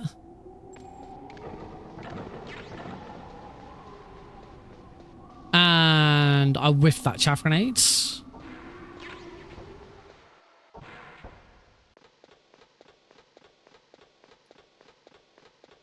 I have a double split leaving Snowfield. Oh, is that why all of my timings are off? Oh, freaking frame perfect codec. Cool answer. I wonder why that happened. That was weird. So that's why all my split. I won't make sure I don't save my splits then.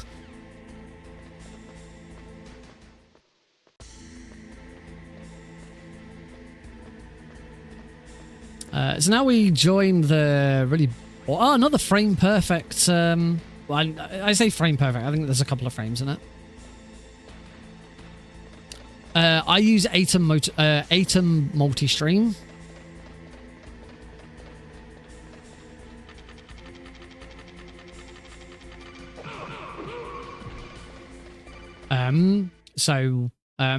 I stream... hang on, I'm just trying to remember what I'm doing here. Nice. All of my streaming is done on my end. So yeah, I just use the same stream codec to send to Twitch and YouTube. So Twitch and YouTube receive the exact same thing, except I then have a separate codec for the vertical stream. Most accessible Metal Gear game to learn to speedrun. Anything on the Master Collection is probably the right answer. There's enough. They're really easy to grab and pick up. They're not necessarily the. They're not necessarily. Oh, Palki, nice. They're not necessarily the fastest way of running each game. Well, actually, no. For Metal Gear Solid 2 and 3, you're fine because the PC versions of those games have separate categories. I don't think it's the fastest way of running Metal Gear Solid 1 for the category that it's in. The Master Collection on Steam is so accessible, really easy to get into, and there's great tutorials on all of those games. I have a tutorial for Metal Gear Solid 3, very easy, and it uses the Master Collection as its basis.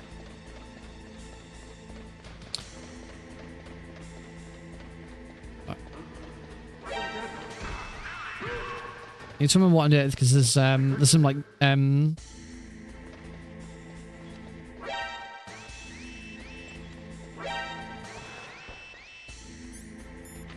we go. I screwed that up a little bit. I remember that. Yeah, there's good tutorials for all of them.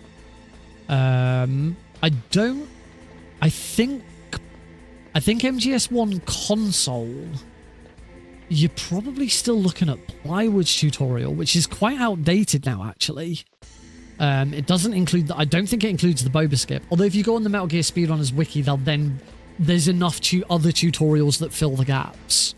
So you're fine. Metal Gear Solid 2, I still think the most up-to-date Metal Gear Solid 2 very easy tutorial is D-Limes's, but I don't know if... I don't think much has changed since that tutorial. MGS2 hasn't had any major... The only major update that I think has happened since that tutorial is the Prozac skip in... Prozac skip in the tanker. I think that's the only thing that's changed. So yeah, any of those, because the other advantage is you don't have to have it on PC. You can play it on PS5, you can play it on PS4, you can play it on Xbox Series S and X. You can play on Switch. You really want to play on an Nintendo Switch. If you really want to. I would recommend it.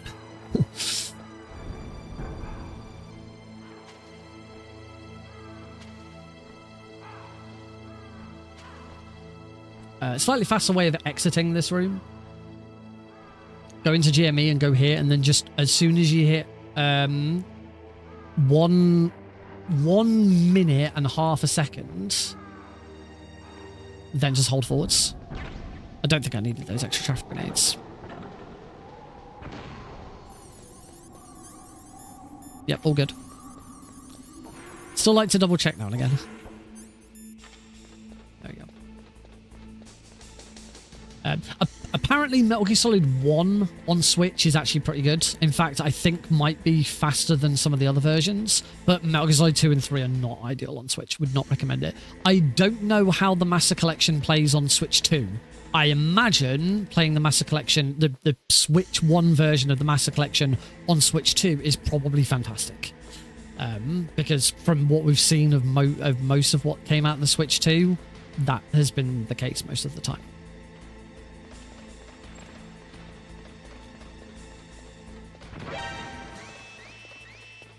Yeah, all very accessible. They all have auto splitters. Some better than others. Oh, I can't. Oh, I shouldn't have used that last stun grenade. I can't swim now.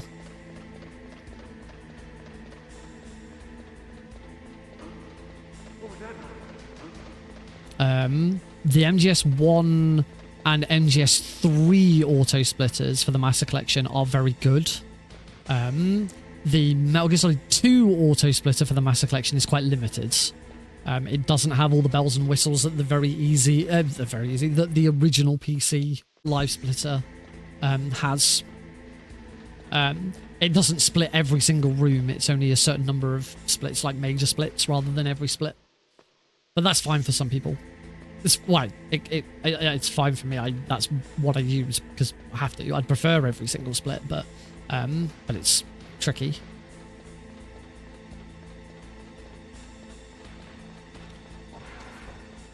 Before that, Metal Gear Solid 1 and 2 were still very accessible. The problem with both, yes, all of that you can find them in the Discord, or it's probably easier to find them on speedrun.com for each of those games. If you check the resources section of speedrun.com for those games, you'll find them. That's probably easier than trying to find them on the Discord server. Discord servers are bad places for storing information.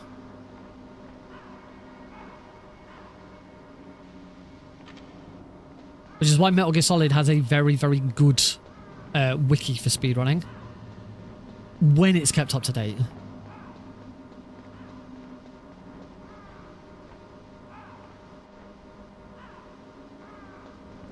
Okay, I think I've remembered most of what I'm doing now. Hopefully with fixing some of those errors that I did at the start. I still need to look at what's going on with yeah, I forgot to GME. What's going on with these subsplits? Timing method, game time, okay.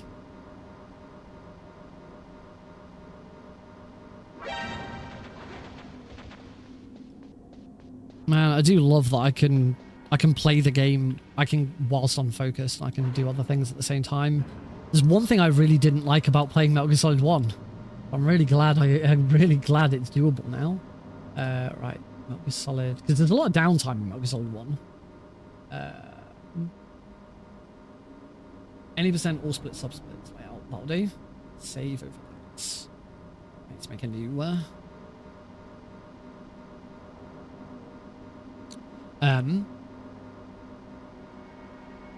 yeah, before the Master Collection came along, all 3 games had issues. Really big issues. Do I need to do the B-Man backtrack?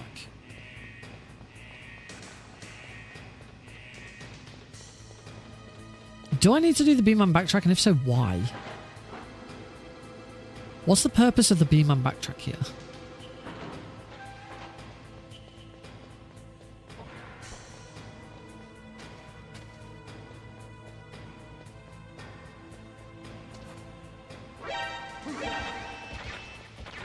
I think it's to get all of this. Oh, yeah. It's to get all of this stuff without having to...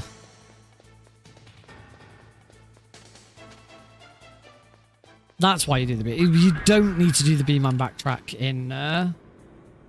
You don't need to do the B-Man backtrack in easy. That's a like hard extreme thing. Same again. Wait for 1 minute and a half.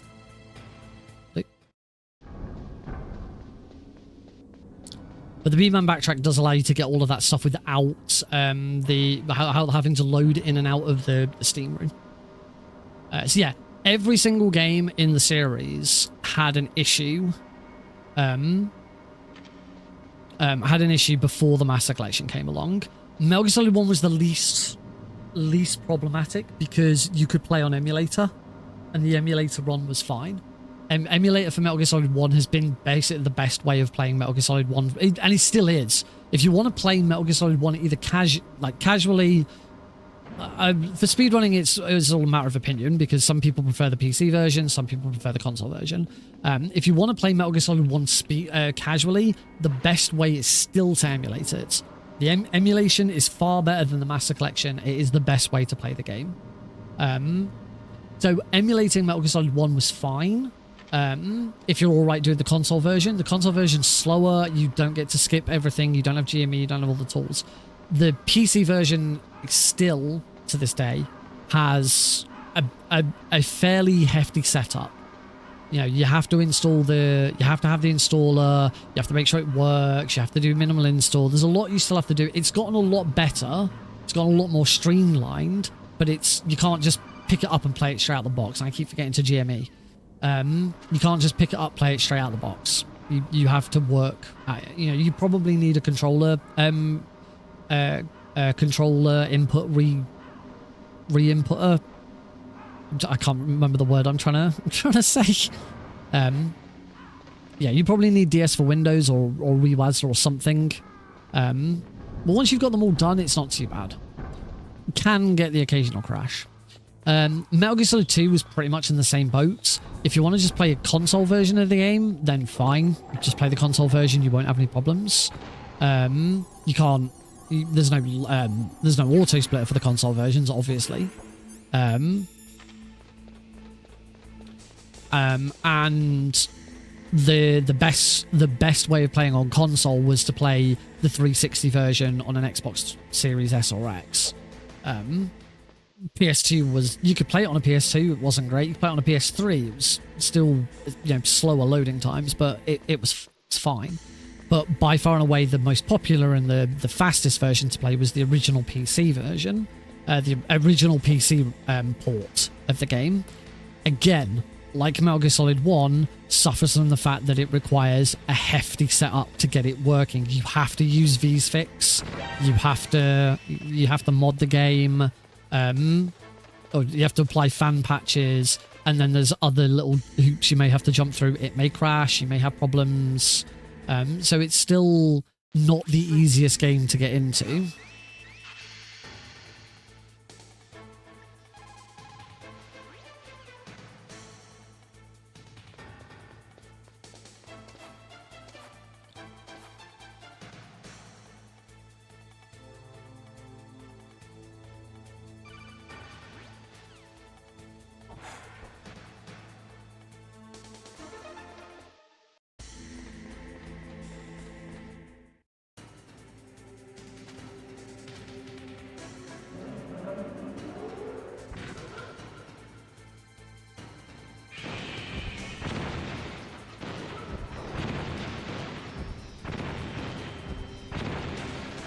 Rex on the PC version is a bit of a joke because we've got GME, so we just do not care.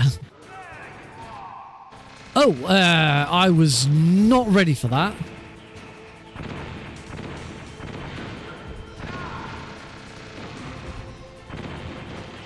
I haven't set forwards. I was not ready for the fact that with minimal install, that cutscene ends instantly.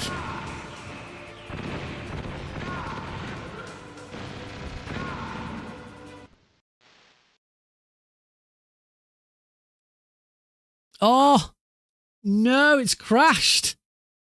We skipped through it too quickly. Game's crashed. Now, this is probably a core issue. So there's another problem with the PC version where it can, because you skip through cutscenes so quickly, it can cause the game to crash.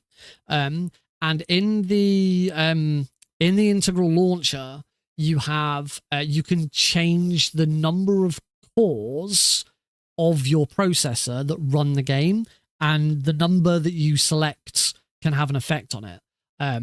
There is a guide on Metal Gear Speedrunners wiki that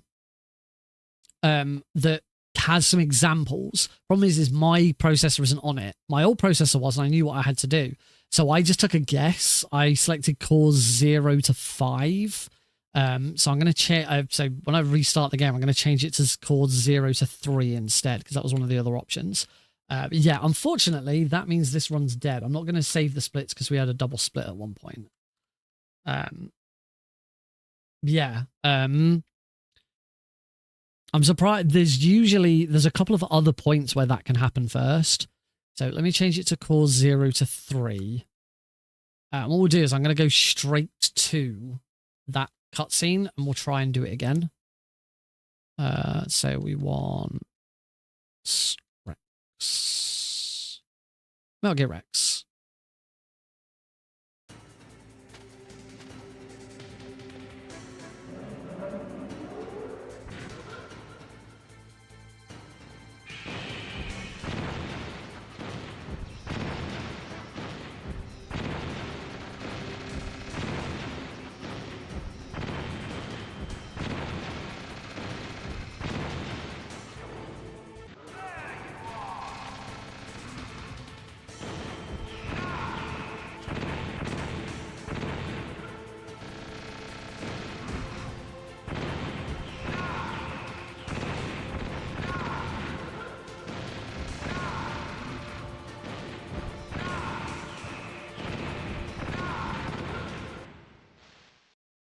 Nope, crashed again.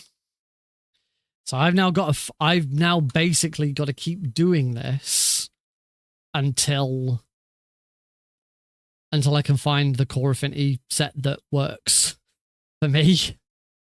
I'm just going to try core 0 on its own.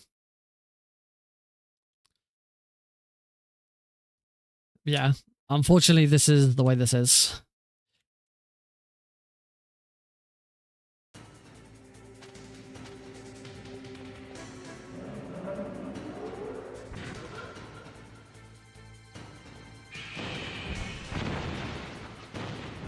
I tested it. I did test this on cutscenes that I was aware of.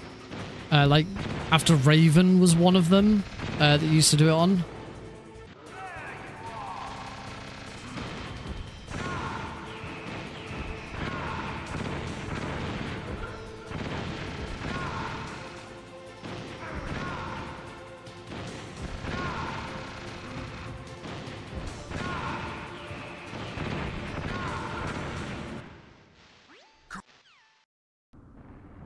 Okay, there we go. Just one core. Now, I'm going to assume minimal install also cuts this out as well. So we get straight into this fight.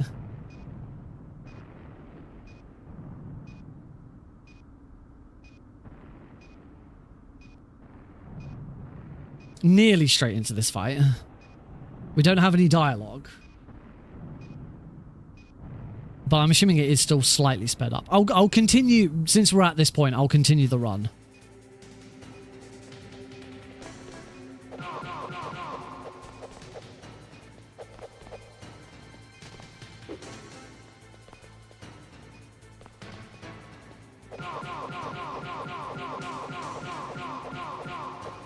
Ah, I always struggle to get back into that.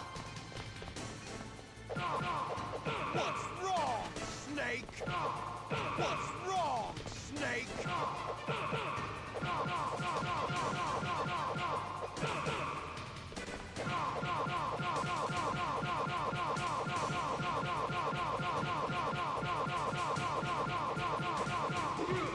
There we go.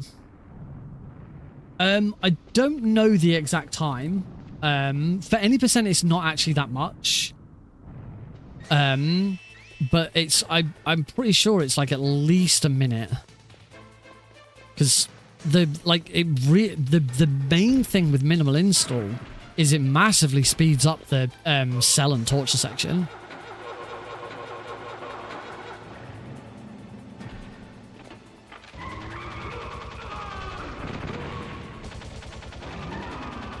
Okay, but it does therefore seem that just using cause 0 is the best thing. So I will add that to the wiki. Which I think I want to be there.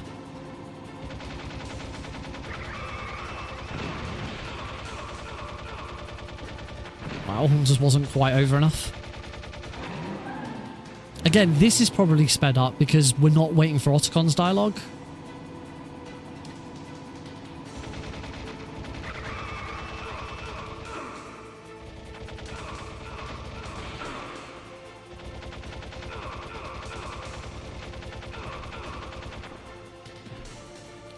Oh well, you still get to see the end of the game. We'll take a break and we will we'll do one more run.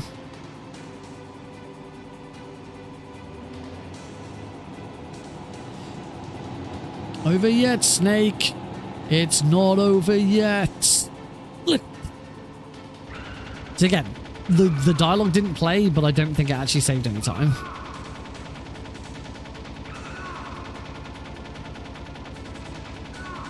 One. Two. Got both, Not yet, Snake. excellent Not chance. over yet. I got both bonus hits in the first transition. That's one. And that's both bonus hits in that transition. Damn, I wish this was part of a run. This would be a massive time save. This is a really good escape. There you go. And for very easy, which this difficulty now is, that's actually the end.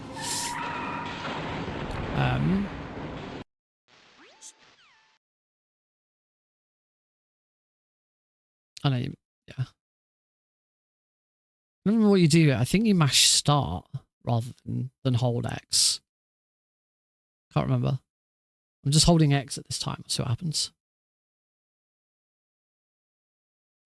Yeah, you mash. I think you mash start. But can you just hold start? Can't remember. I think you have to mash start. There you go. Because it's very easy. Because that save was very easy. This is the GOG version, yes. Because the Reddit Oxide version does not work on my computer. I tried it last night and it just kept crashing. So I'm on the GOG version. The GOG version can have some crashes. We've already seen some crashes this evening, but hopefully changing the core affinity will have made a difference. We'll wait and see. Anyway, right, we're going to take a break because I need the loo and I could do with a drink. That's probably a good idea. Yeah, game preservation. So don't go anywhere. We're going to take a short break. There will be some ads at play, but when we come back, hopefully I'm going to do another run. Hopefully we finish the run all in one go and I don't make a complete hash of it. And if I do finish the run, there's a very good chance there will be a PB because minimal install just cuts out so much time. It's kind of ridiculous. So yeah, see you all in a few minutes. Smoke break. Not for me, I don't smoke.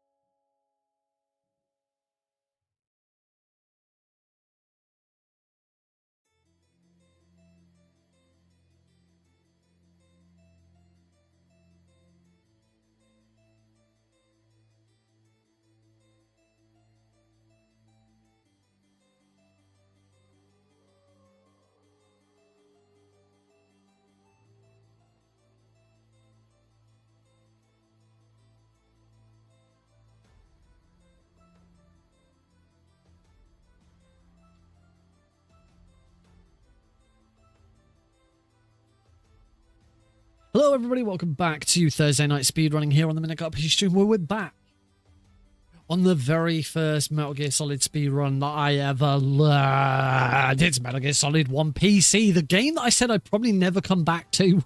I'm back on because we wanted a change. We wanted to do something different. So we'll go back to where it began. There's massive time save because the runs had a massive update since the last time I attempted it with the minimal install change, which is weird and funky. I don't agree with it, but it's here to stay. So yeah, that's all good. Anyway, let's we're gonna get on with the next run very shortly, but first a public service announcement. Oh, welcome back, folks. Before we get started with the next run, I do want to just reiterate something I talked about on Tuesday. If you were here on Tuesday and you already heard about this, I will try and keep it brief, but I am kind of going to be talking about it every single stream from now on because it's super important to me. And super important that as many people know about it as possible. As many people know, I am the creator of Speedrun Tools UK, which is a speedrunning marathon broadcast package designed to erode the barrier into getting into speedrunning marathons, speedrunning marathon organization and execution. Something which in the past has been very difficult to get into because you need quite a good technical knowledge of it. But Speedrun Tools UK is designed to try and eliminate that. It's not ready. It's not been released publicly yet. It's getting there. Once I've got the guide to a position where I'm comfortable, I'll be ready. I do want to do my own event to prove how it works and you know do something with it. I don't know when that's going to be yet, but it will be, and I'm hoping it will be before the end of the year.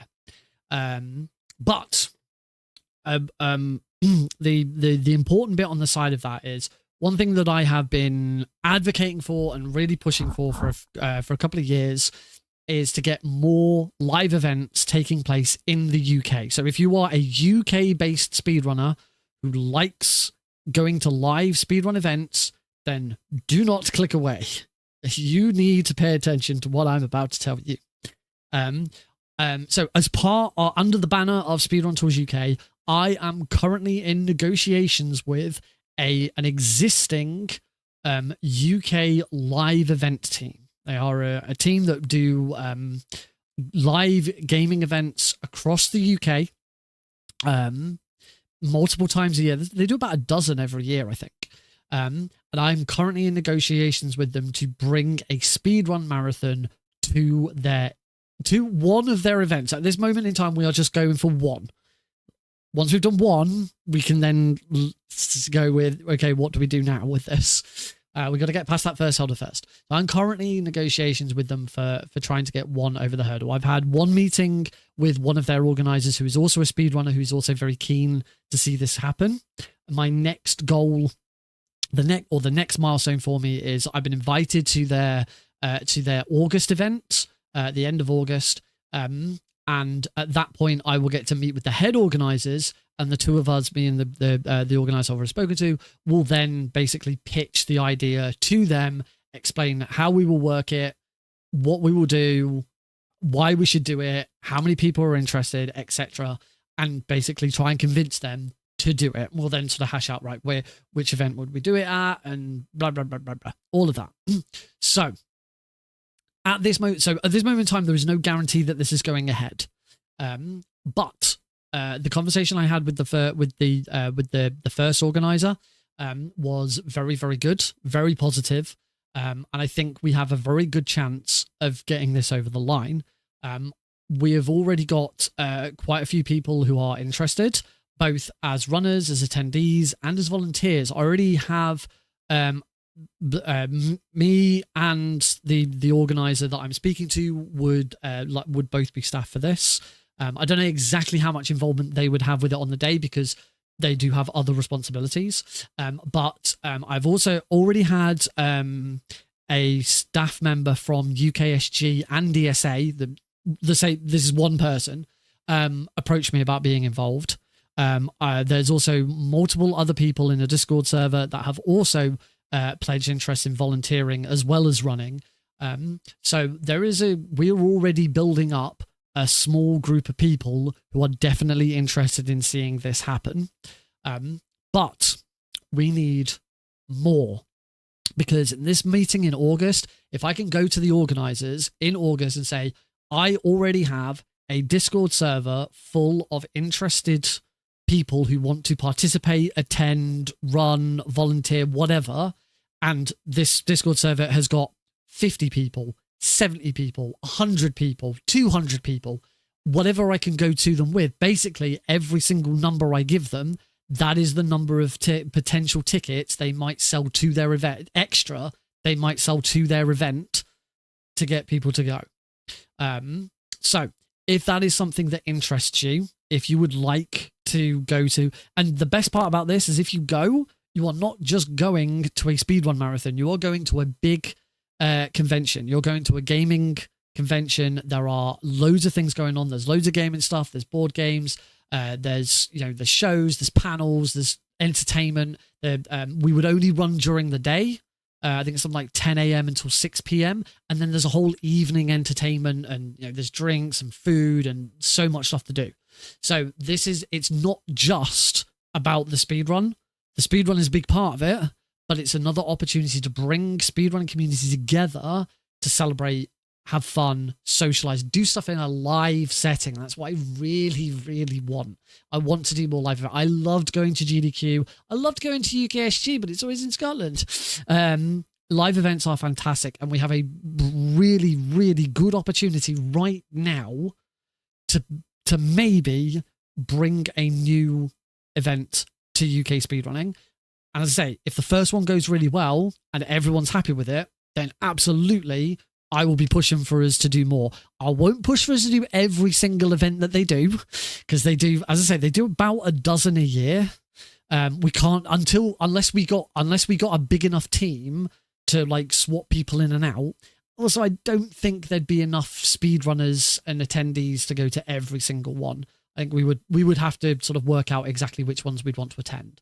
But certainly 2 or 3 a year would be fantastic. If we did 2 or 3 a year, it would also mean they're not all in the same place, because as I say, the events are all over the country. So, 2 or 3 a year, ideally, I'd be looking at one in Birmingham, one in Manchester, and one in Leeds. I think those are 3 really nice, south, northeast, northwest. I think that's a really nice spread. There's loads of different opportunities. This is a huge, huge opportunity to get a new event in the UK speedrunning.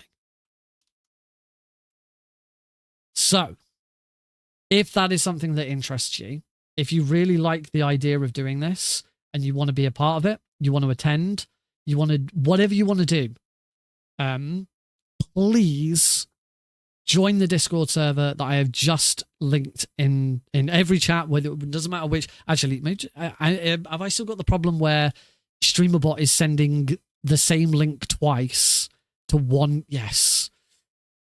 Still sending the same link twice to one YouTube stream and not the other. So I've just gone and posted it in the other one as well. So please join that Discord server. There's no obligation. If you join it, that's not saying if this goes ahead, you will definitely attend or anything like that. This is just to show interest, show support, just chat with other UK speedrunners and, talk about it, come up with ideas, ask questions. Hopefully in the non too distant future, I said on Tuesday's stream that I'm probably not going to be able to disclose much about stuff. And like, if it all falls through and it doesn't happen, I don't want to disclose like too much information so that people like get pissy about it or try like whatever. I don't know. People do what people want to do. However, there's one bit of this that I haven't talked about yet because I'm waiting for something to happen first. So hopefully very soon something is going to happen. There will be an additional announcement as part of all of this, and at that point I can be a little bit more open about what's going on. But until that happens, I don't want to say anything more because people are trusting me and I'm trusting people and stuff like that. But at some point something is going to happen, and when it does, I will be able to talk to you a bit more and give a bit more detail as to some of what's going on behind the scenes. But if that is something that interests you, please join that Discord server. You'll when you first join it, it'll ask you what you'd be interested in doing. I said it's not an obligation. If you join the Discord server and you click, you say you'd be a runner, that's not saying you definitely have to come and be a runner at the event. That is saying you would be interested. If everything worked out, it was a time you could do, it's a very affordable event. You would, it should be noted that anyone who attends, we might be able to wangle it for volunteers who are working behind the scenes to get in for free. I don't know, but runners and attendees, viewers, you would have to pay to attend. But that is getting you into a convention as well. It's not just to come and speedrun. It's to enjoy everything and part all of it. And I've been to one of their events. I only went to one. I think it was 2018 that I went. It's been quite a while, but it was fantastic. But Heidi and I both went together. It was a really great weekend. We really, really enjoyed our time there. And I don't think we dressed up, but might dress up. Because it's a big convention. People go in costumes, and I like dressing up. So yeah, please join the Discord server. Obviously, particularly if you're in the UK. If you're not in the UK and you are interested, you can still join. There will still be planning to do online. Online. So I'm open to having online helpers as well. So if you can't make it, you could start. And obviously it'll be streamed. It'll be for charity. So we still want people to watch it as well. So whatever interest you have, but this really is mostly targeted at people who would want to attend, be there in person, buy a ticket, go to Birmingham or Manchester or Leeds or wherever it ends up being, and be there. So yeah, please join the Discord server. Yeah, I already got one. I did want to go and check. I've got streamer mode enabled. I only see the letter O, so I'm going to assume it's Omnituance. If that's the case, thank you. Yes, please join that. And also, please share this information. Even if you're not interested, if there is somewhere, that you can share that information, please do. If you find me on Blue Sky, bluesky.app/profile/nickrpgreen.com. I'll resend the link to the server. There you go. If you find me on Blue Sky, then one of my most recent Blue Sky posts was about this. Go and repost it. Go and comment on it. Go and like it. Go and share it. I have today written up a community post for speedrun.com, so I'm hoping they allow. It's not really a marathon that's going ahead, so I don't know if they'll allow this post because it's a bit different, but hopefully they will. Yeah, please, we need your support. For the sake of UK speedrunning, we need your support. I really, really want this to be a thing. I've been wanting to do this. I sent the team an email, and like a day later I got a response to my email from this guy. And when I had the meeting with them, I said, the email that I sent you, unable to accept invite. Boo? Why? What happens? There are some security. The default security on it is you have to. I don't think you have to have two-factor authentication. I think it's just simply you have to have a verified email address or something like that. Let me check. Because you do have to have some sort of, you do have to have some sort of permissions and protections. Raid protection, DM and spam. Verification level. So verification level is medium. Must also be registered on Discord for longer than 5 minutes. So yeah, that's it. You can't send you can't send messages until you've been registered on Discord for longer than 5 minutes. I'm sure there's something about people joining. Like you can only join the server if you've got a verified email address, which like I don't think that's a big ask. Yeah.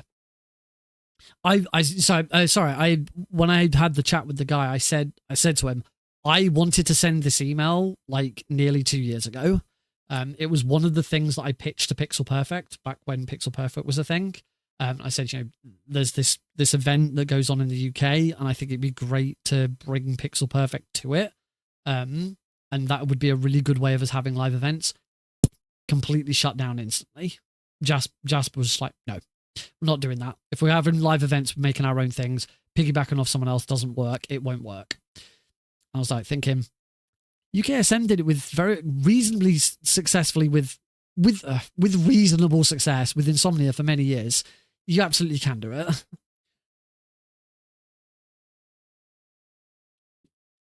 In fact, last weekend, Speedrun Tours UK made its live event debut with Steel City Speedsters in Canada. And that was a live event that was part of another marathon, part of a bigger convention. Very, very successful, and they're really happy with it. And they already know they're doing it again. So yeah, absolutely can work. This is a really, really great opportunity that I've been after for a while. So hopefully this is the start of something big. This really could be the start of something big. And yeah, once something else is, yay, I see you in the, thank you, Tom. Once this other bit of information comes out and I can share it, then the conversation starts to be a little bit more open. Because I realize I'm keeping a lot of stuff close to my chest at the moment. It's not that necessary. But yeah. All right, let's do this speedrun.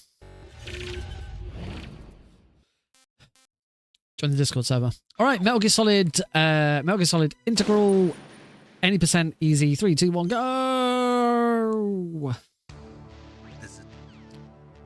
Yeah, share the link that I sent you. Share it. Go onto Blue Sky right now and say, hey guys, if you're in the UK and you want a new speedrunning event that could be all over the UK, different places in the UK, join this server. Show your support. That is the big thing that we need. Yeah, as I say, the best thing that can happen is if that server somewhat blows up a little bit, and then in August I can go to the event organizers and say, right, I've got a Discord server of 100 people who are, the majority of them are interested in attending and will buy tickets to your event to come to this. Well, there you go. I've just sold you another 100 tickets. If that ain't a good enough reason to let this happen, I don't know what is.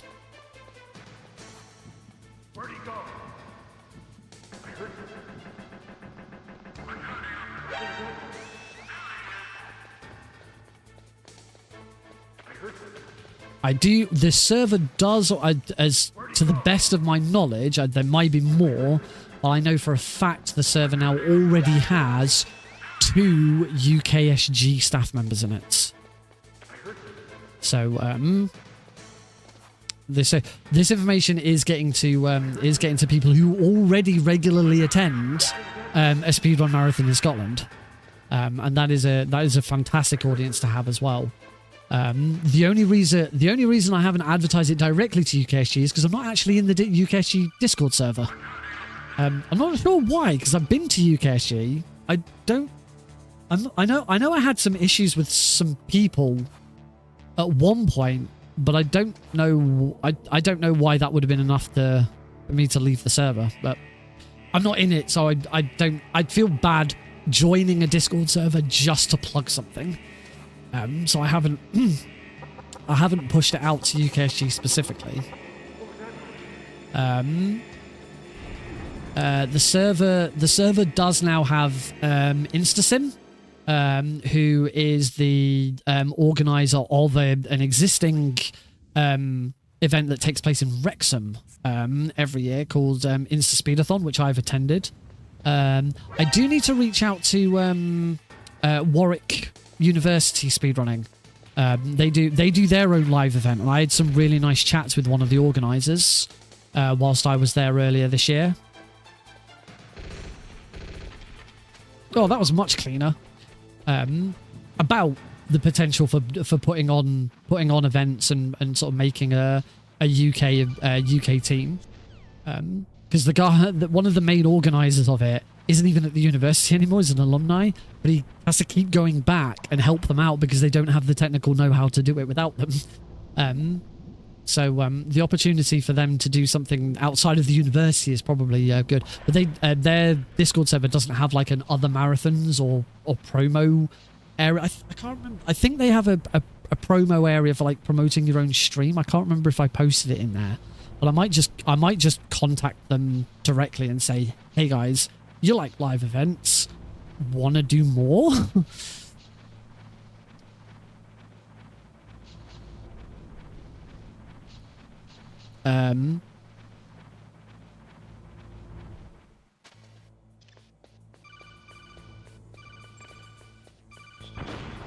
What was that noise? Yay, I got that right for once. There's actually one other person I should reach out to directly. That I haven't yet.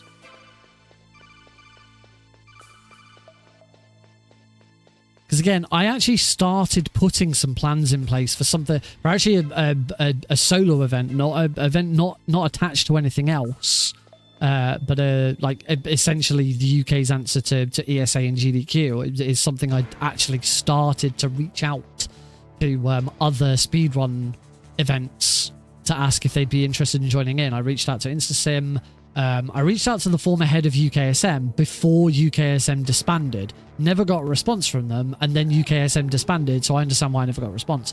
But I actually also reached out to the head organizer of Shots Fired, because they were looking at doing a live UK event at some point, because they're UK based and they wanted to start doing live events. So I reached out to them. I had a really positive response from them, but then it kind of all died and I never got in touch with any of them again. So I might have to go back to them and say, hey, you were kind of on board with this before. You want to give it another shot? I promise I won't go dark on you this time like I did last time.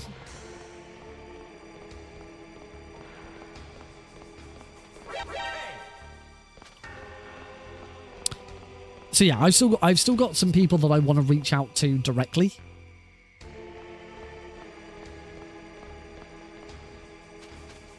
But yeah, I'm really pumped about this.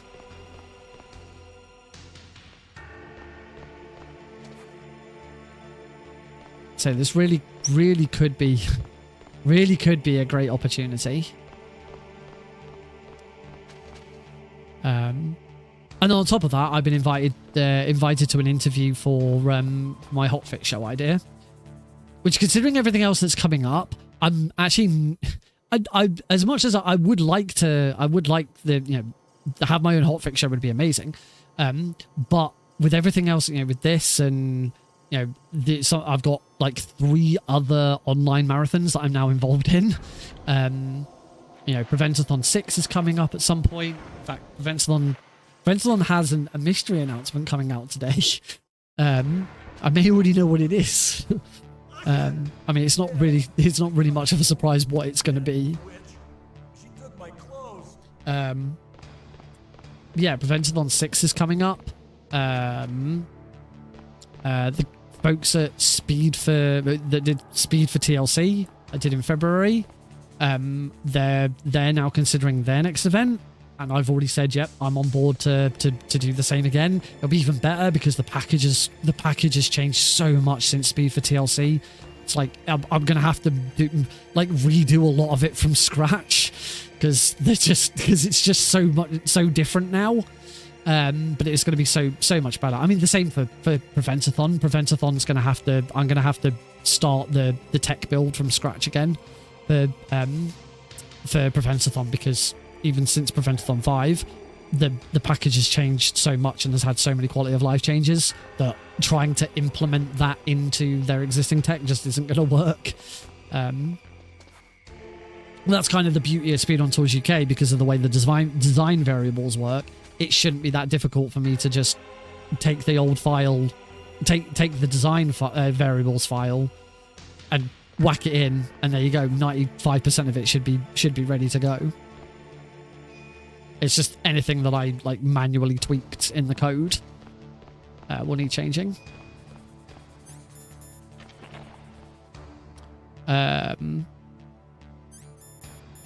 Fast for the Kids. Fast for the Kids, which is how this all started. Originally, Speedrun Tools UK started because OG Happy Dude wanted to do Fast for the Kids 2. He'd already done Fast for the Kids 1, and I helped him out massively with the tech for that. But for Fast for the Kids 2, I started to build our own custom Node.cg package and layouts for it. And that's how this all started. And then when it kind of Fast for the Kids 2 got delayed and then cancelled, I was like, well, I'm not letting all of this go to waste. And actually, so I think someone approached me and said, I know you've got this stuff from Pixel Perfect left over. Would you help us out with it? And that's kind of the point where I went, right, you know what, I should make this a thing. So yeah, it's Speedrun Tools UK actually has a lot to thank OG Happy Dude for. It would not have come about if it weren't for Fast for the Kids, at least starting, and me being like, well, I've done all this work, I ain't letting it go to waste. But yeah, Fast for the Kids 2 is now making a resurgence. Happy Dude has recently put out a call for volunteers. Don't know when it's happening yet.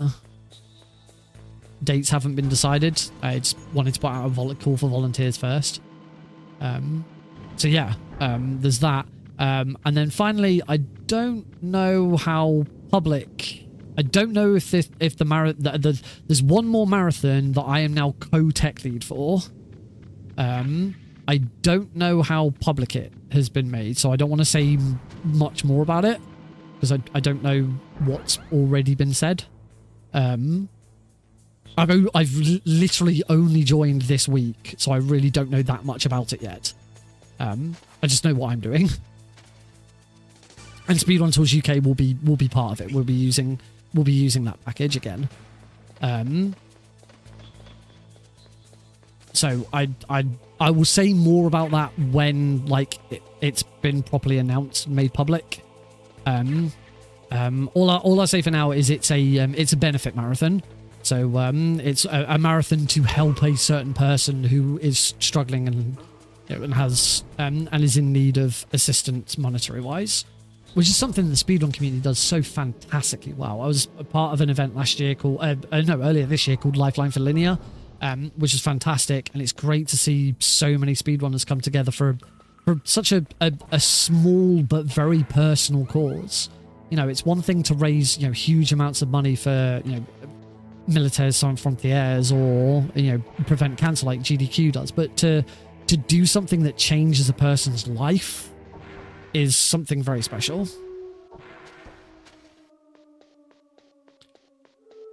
And that's the power of speedrunning, folks.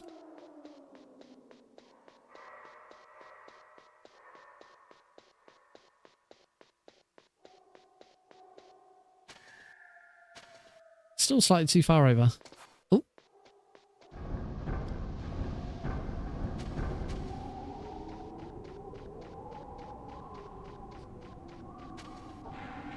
Oh, perfect again. I'm not going to make the same mistake this time. I actually used up one of my precious stun grenades last time.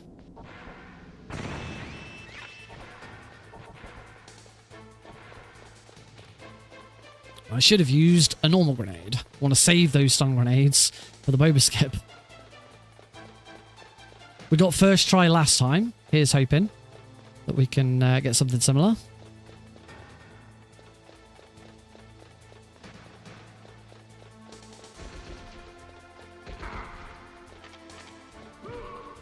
Actually, forgot to use a stun grenade at all there.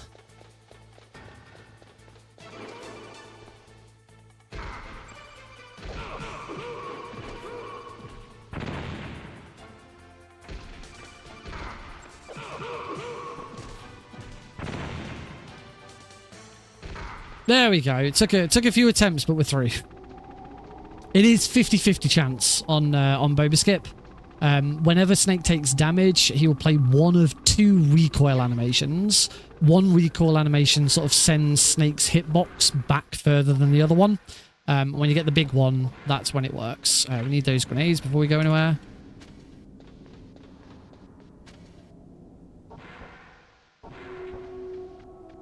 Oh, ran a bit too far forwards.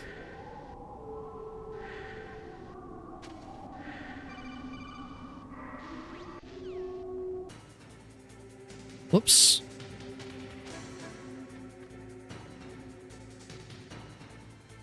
Nah.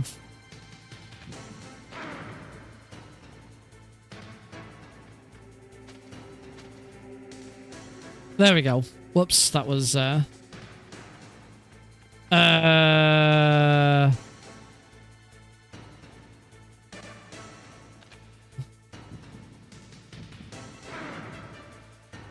okay, I've completely screwed this up.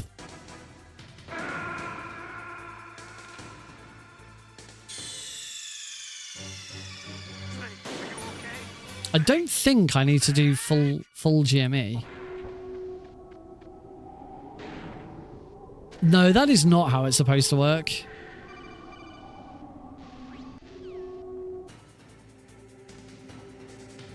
Done it again.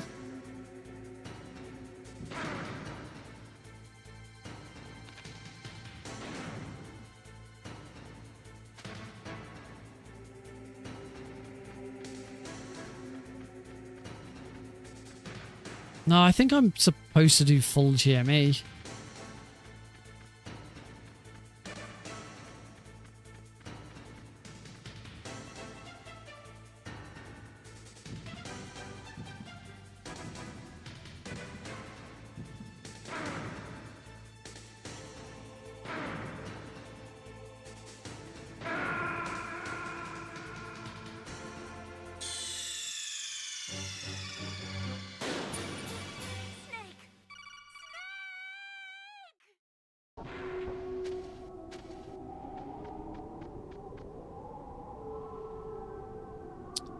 Oh, now I've truly broken it. Now I've done it at completely the wrong time. Yeah, I've completely broken the game now. Completely soft locked. Nothing doing. Can't do it. I've completely screwed it up. I don't know why I did that.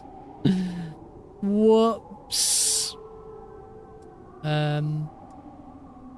Oh dear. Right, I think the best thing for me to do right now is going to be to relaunch the game and give this just have a quick practice at Wolf, because clearly I'm getting something wrong with Wolf.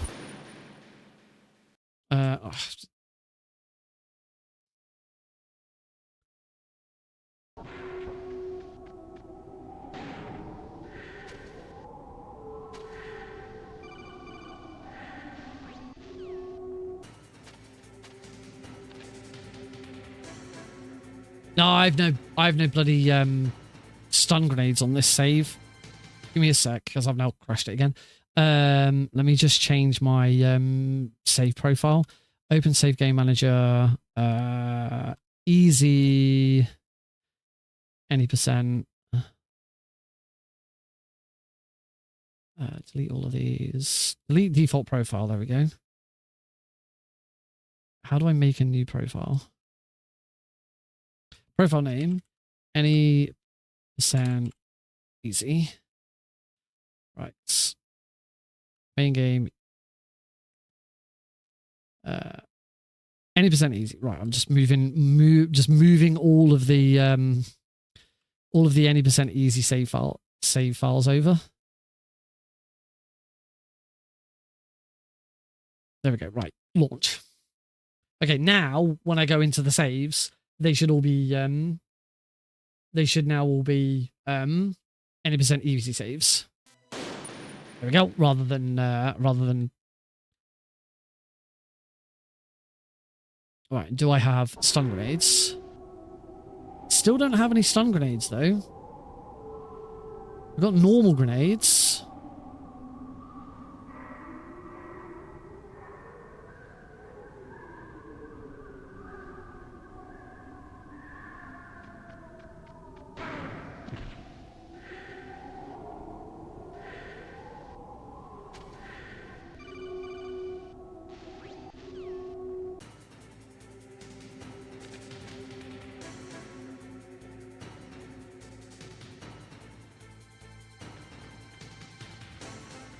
I'm doing something wrong here.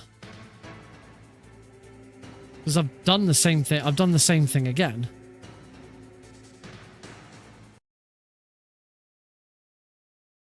Where am I going wrong here? Maybe it's not...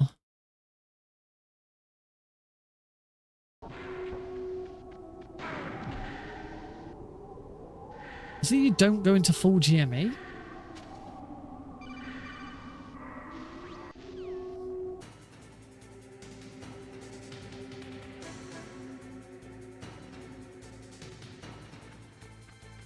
Yeah, I'm going into full GME and I'm not supposed to.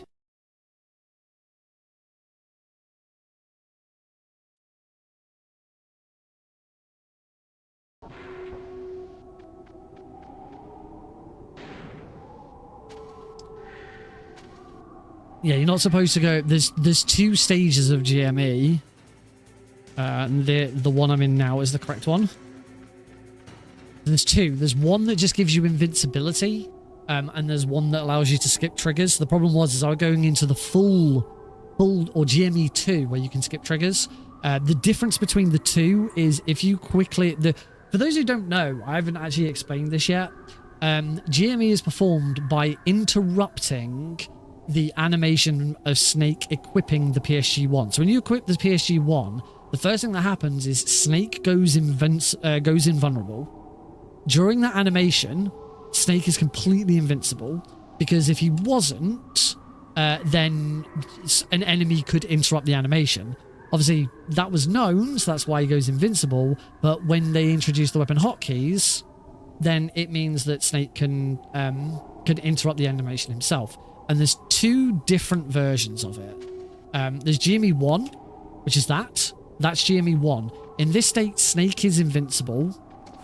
He skips most triggers, but not all triggers. And this is what you need to beat Wolf. You beat Wolf with GME 1, not GME 2. Oh, actually, there's 2 ways of cancelling. You can either go into first person or you can crouch. You don't skip triggers in GME 1. There you go, open the door. But I am invincible in GME. So GME 1 is really just invincibility. There's no skipping of triggers. GME 2 is that. Or that. Basically, if you interrupt the animation... If you interrupt the animation and Snake is standing up at the end of it, you're in GME 1.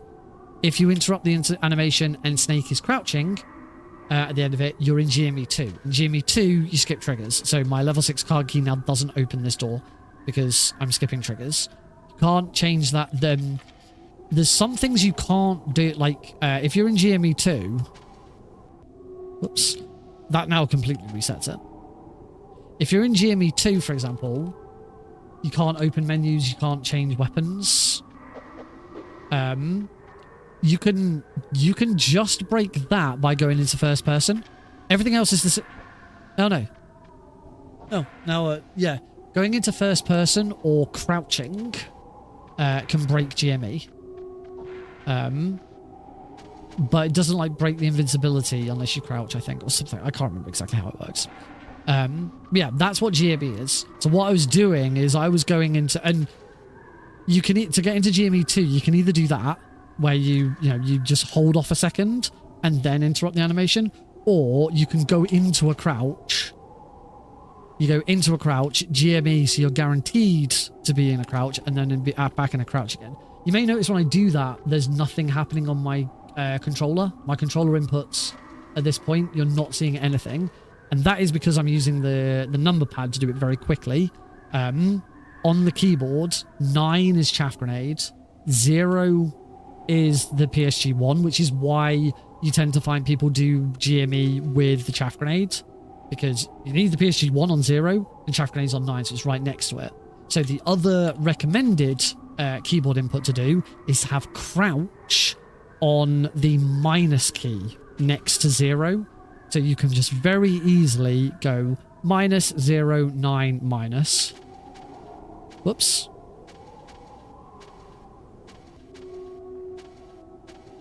There we go. Yep. So just -0, 9, minus. And that's a very very fast way of getting into GME2, standing back up again and keep running. But if you go into GME2 against Wolf, you completely break it. And that's obviously not what we want.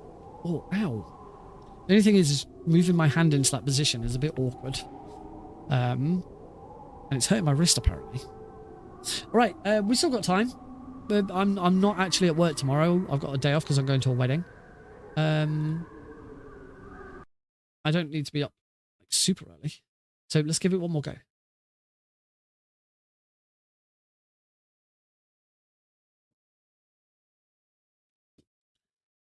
It would actually be nice to finish a full run.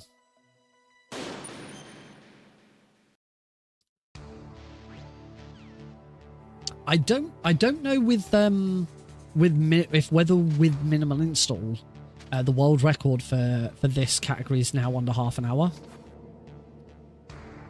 On very easy difficulty, it is. You can beat the game in under half an hour on very easy. I should know I was the first person ever to do it.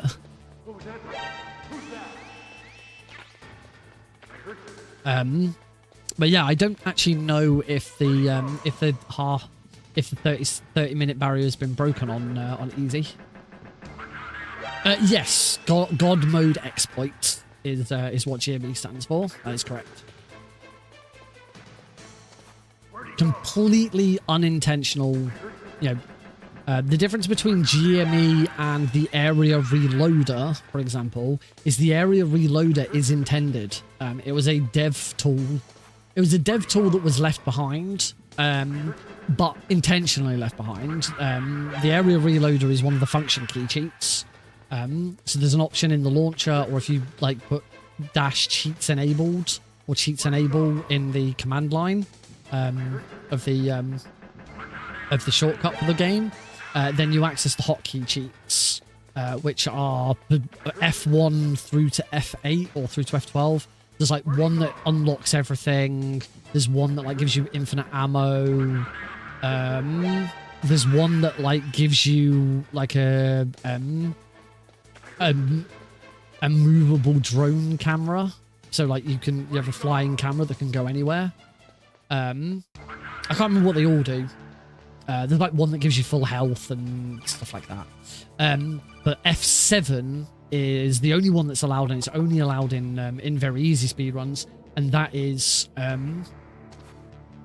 the area reloader, which, as it sounds, it reloads the current area you're in. It's just some areas reload in different ways.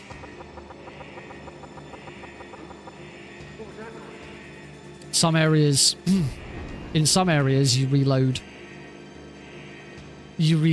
and the game just takes you back to the start of the room. In other areas, because certain, like, if you're in an area where there's like loads of cutscenes and stuff happening, you may find that using the area reloader, because a cutscene has started, that's the flag for the next cutscene to start, or the next thing to happen. So you know, that's how we like skip torture so quickly and skip wrecks.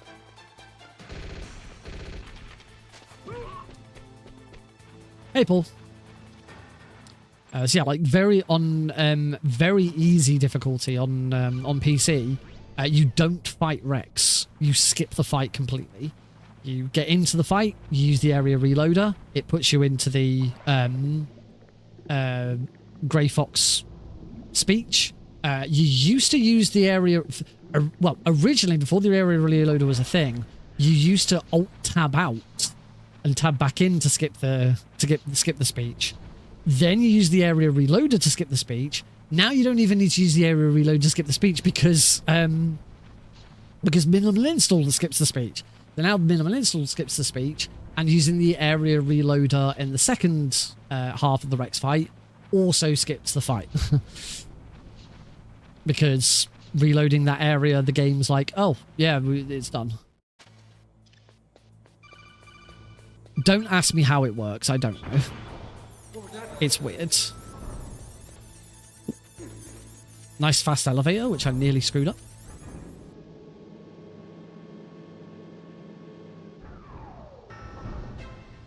So yeah, really, really interesting piece of tech, the area reloader. In hindsight, even though I was like the biggest advocate for it and made the most discoveries and like rooted the game with it, I don't think it should be a thing. I've gone back on my original thought, and I really don't think it should have been allowed, because it's not really in the spirit of things. You are manipulating the game. It's not. It's changing the game. At least it's only available in very easy difficulty. The only reason it's only available in very easy difficulty is because it wasn't really known how it would affect the in-game timer. And because very easy is the only game mode that is recorded in RTA rather than IGT, because there is no final score screen at the end of the game, it was deemed that it was acceptable for very easy to do all of these weird things, because it didn't matter if the IGT was affected, because there is no IGT. There is. Very easy still has IGT. Live Split still picks up an IGT. It's just it's never displayed in game, so we don't use it.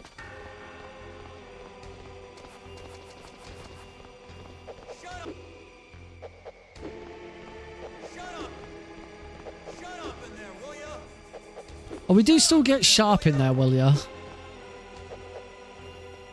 You don't need to stop Johnny from sneezing, particularly with minimal install, because there's no sound. So I do believe his sneezes are faster anyway, but you never needed to. It's only Twin Snakes where you have to keep Johnny from sneezing, because it does slow him down if he sneezes.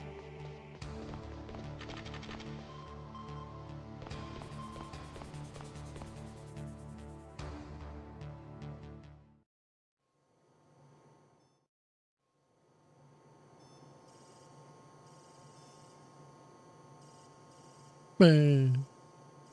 Bang. Bang. And our own sound.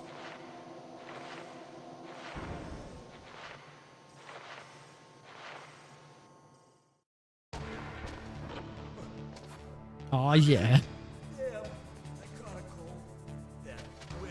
She took my clothes.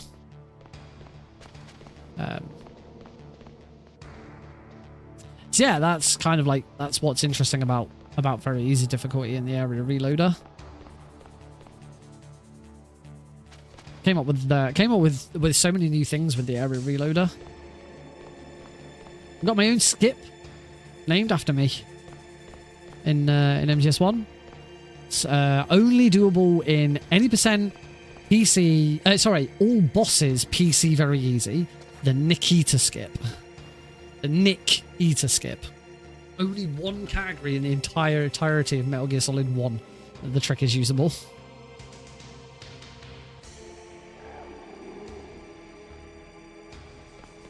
The same execution is used in other areas anyway.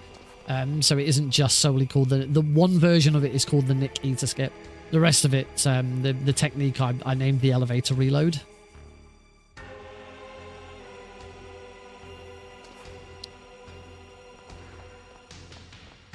Yeah. Yeah, I agree. But as I say, at the same time, I'm not gonna... If I'm gonna have a go at this run again, I'm gonna use all the tools at my disposal.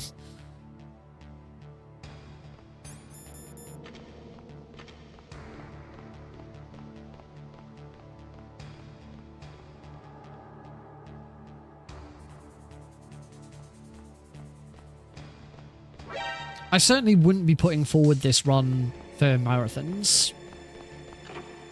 Because it just... I don't know, it just lacks, like... You miss so much. It lacks a lot of charm. For me. This has been done at GDQ. AGDQ this year. Metal Gear Solid ran... I believe it was All Bosses Extreme. Oh, I've gone to the wrong floor.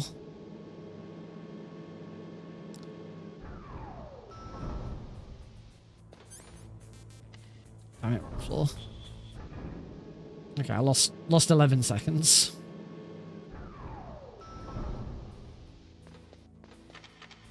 But we're still ahead, so we're good.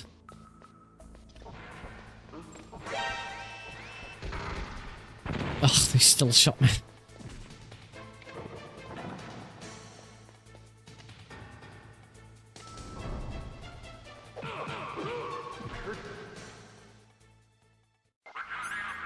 No, you didn't hear anything. Okay, we're good. We're still 25 seconds ahead, so we're fine.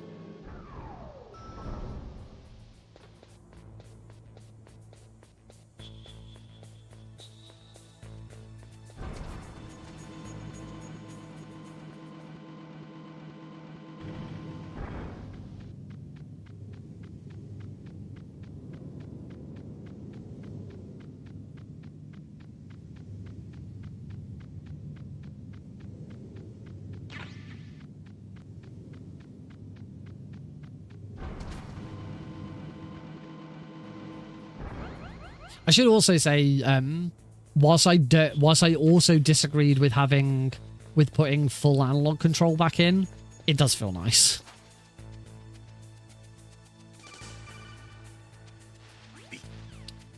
B. Full analog control is something that was never in the PC version. You only had 8 directions, and it was discovered again by B-Man. Discovered that basically the developers just missed it.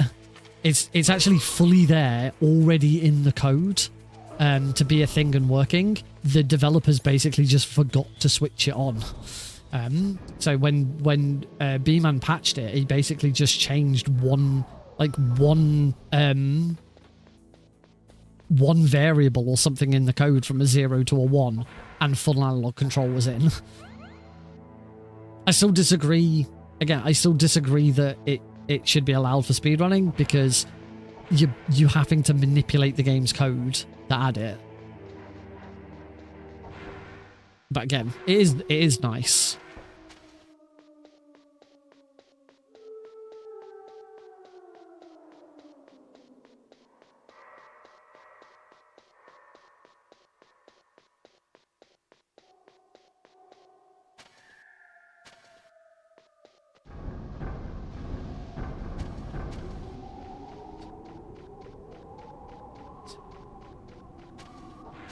Oh, perfect again.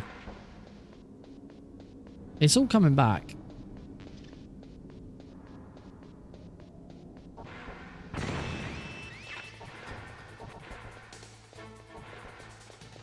I think one thing that's kind of amazed me that's come back so quickly is using the right analog stick to select weapons. Just, like, immediately eased back into it.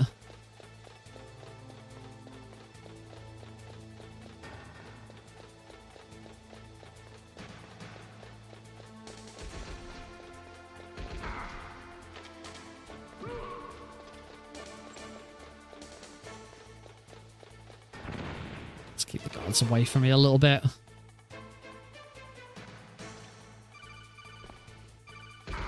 Nice! First try! I am living the best life ever because I beat the video game. I am living the best life ever because I am out of the stairwell of shame. I am the best at video games.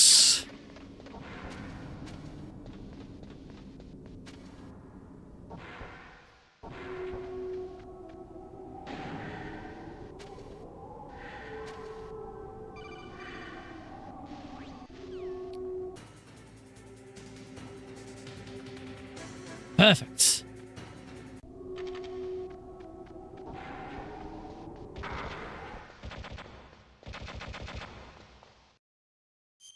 I like that you still hear the disc change noise.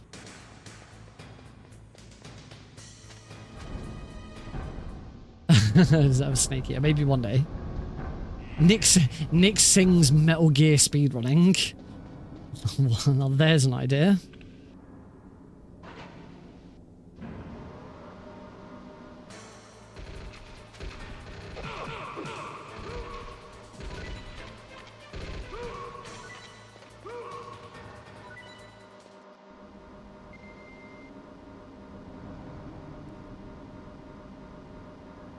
I think I've remembered the timing for Raven.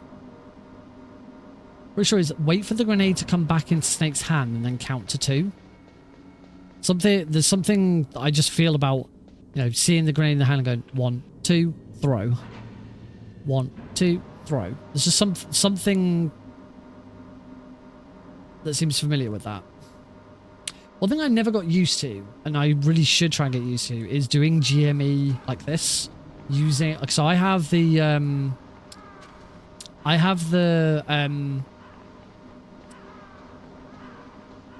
PSG1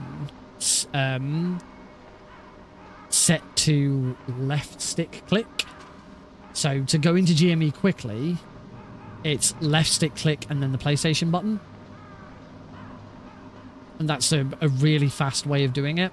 It's really nice to use. And I got so used to it. Like muscle memory for using the keyboard to do it has come right back. Straight away.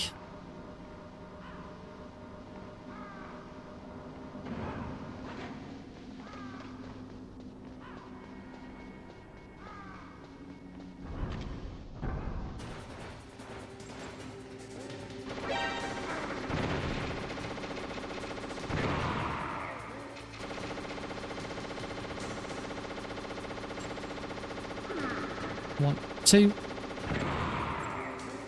1, 2. 1, 2. 1, 2. 1, 2. 1, 2. Done. Yeah. 2. I knew there'd be something.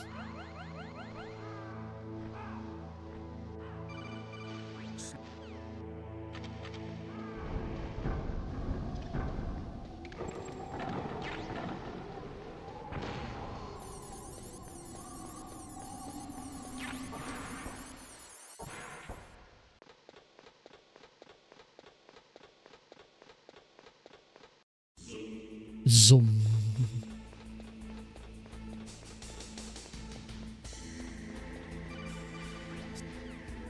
Not quite frame perfect there. You didn't see the word call appear, but you did hear it.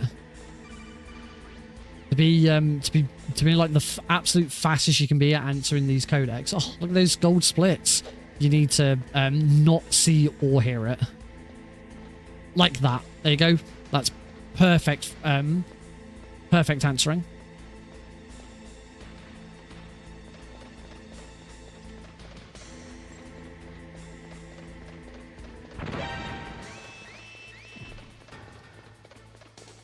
Got the spare stun grenades, so we'll use them.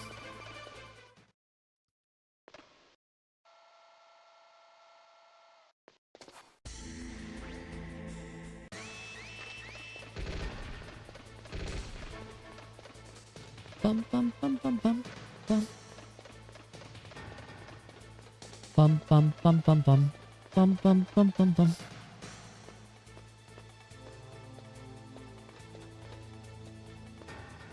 Alright, now we're on the really long dull bit.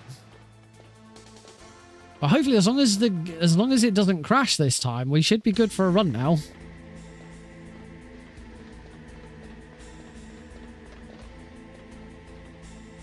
It's hoping for a good PAL key. I haven't been doing PAL key bet because I've completely forgotten about it, but going forwards we'll do some more PAL key betting. The way we think the PAL key is going to appear.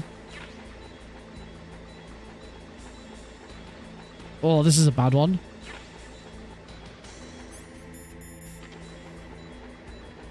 Not great. Not the worst. Third worst. But we didn't get the bomb, so that's always good. That's a plus. Apparently my PB was really bad. Because, like, I just saved 20 seconds with that power key.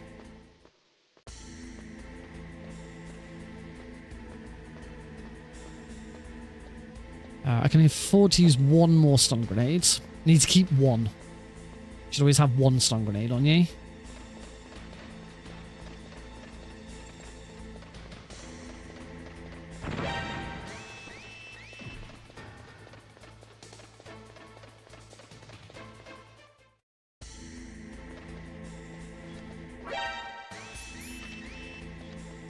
Because by having one stun grenade on you, you can use by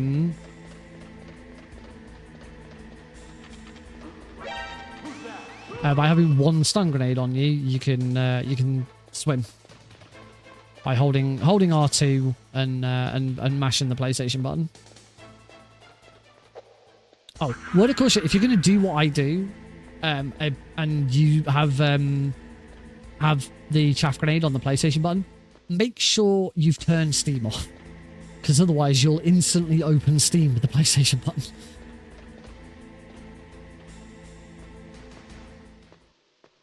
A slight word of caution.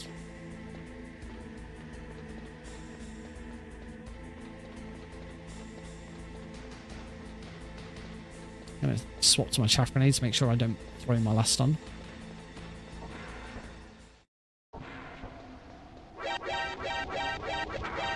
Oh, slightly too far over.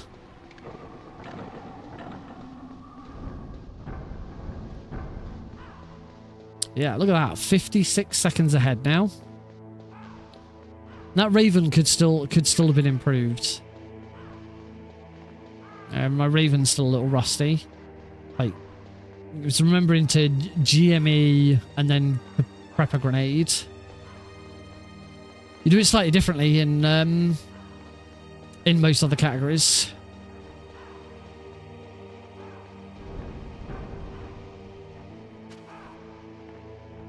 Okay, so now we're in GME 2, so we skip triggers. This is a quicker way of getting out here, is rather than trying to walk through the door, is just sit here, and the moment you get to 1 minute and half a second, hold up. And it takes half a second for Snake to crawl and hit the trigger.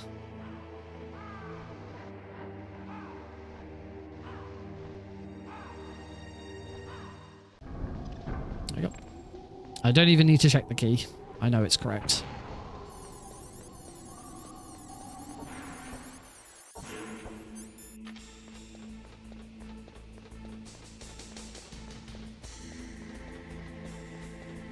This is a lot. It is so much faster than console. At least with console, we are allowed to use turbo to get through stuff.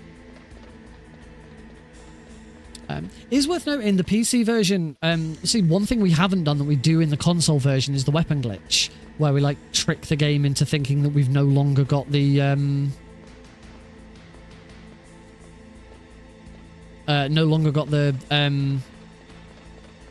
stinger equipped. You can still do that on the PC version. It still exists.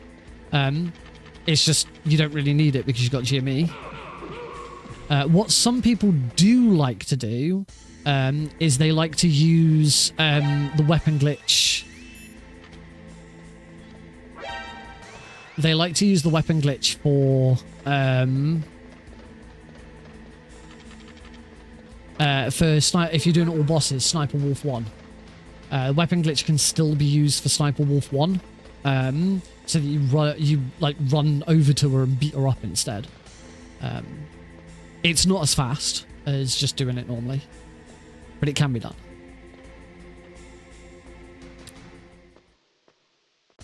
After, I should say, I'm gonna stick with Metal Gear Solid 1 for a little bit now.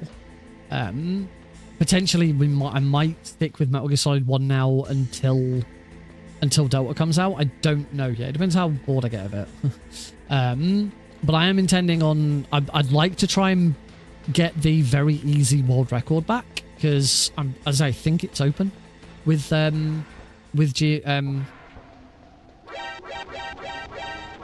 minimal install. Not a lot, because actually GME or a lot of minimal install was already saved. I think the main things will be like torture is very different in very easy anyway, and it's so much faster. So I don't think minimal install will make much of a difference there. It's things like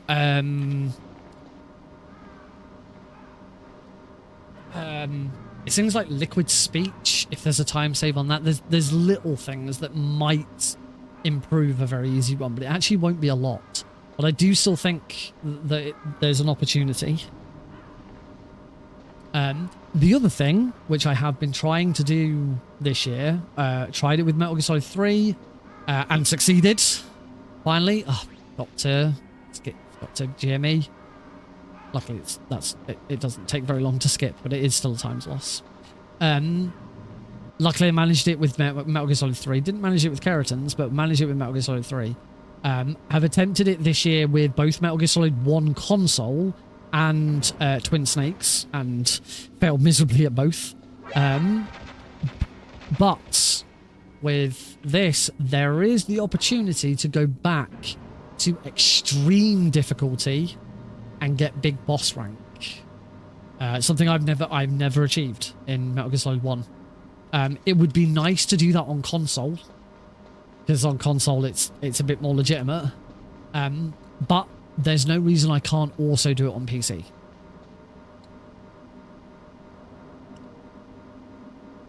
So yeah, that's a big opportunity as well. I think I definitely would like to have a crack at that.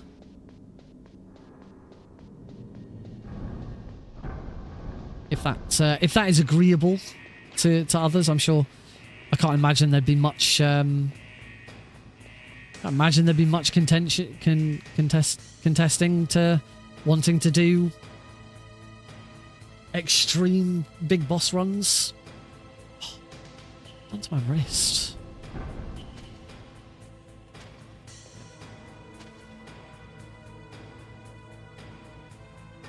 Time anyway.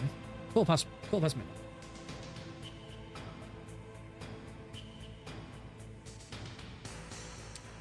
Oh, I need to finish this can of Coke. I'll be going to bed after this.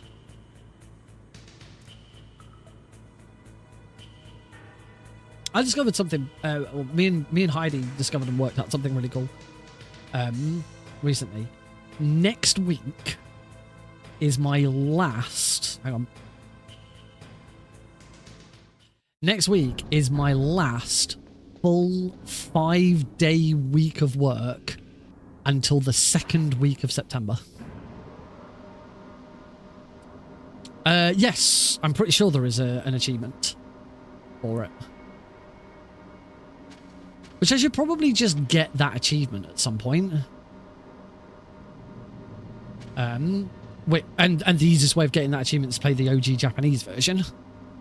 So I should do that just to get the achievement.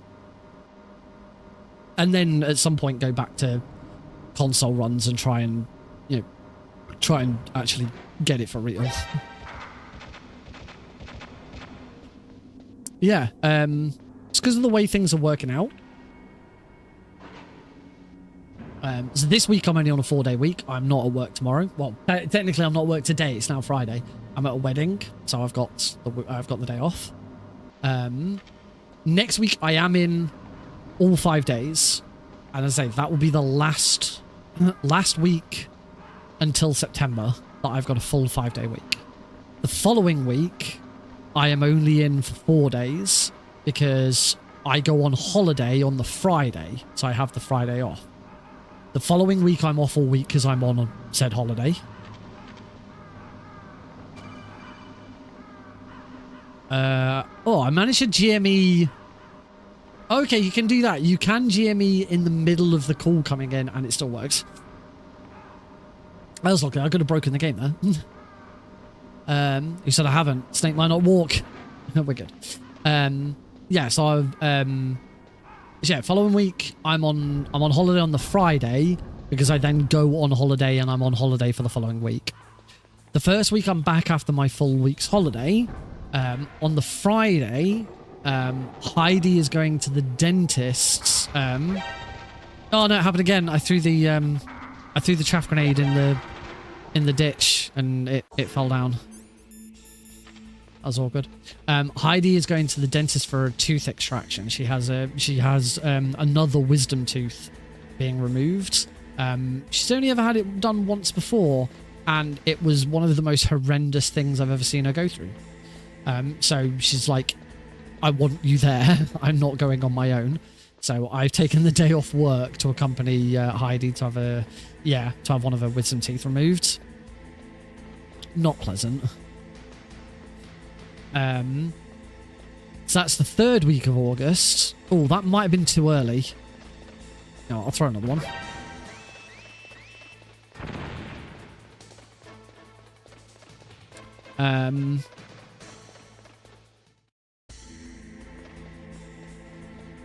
Oof, that was close. Nearly screwed that up.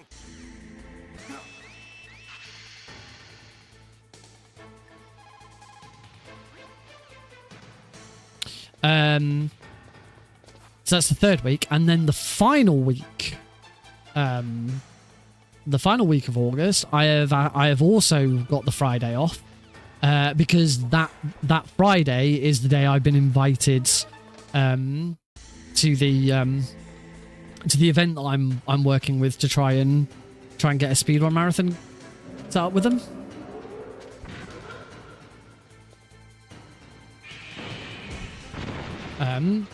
And yeah, they specifically want me there on. It's an all weekend thing, but for them it's easier if I'm there on the Friday.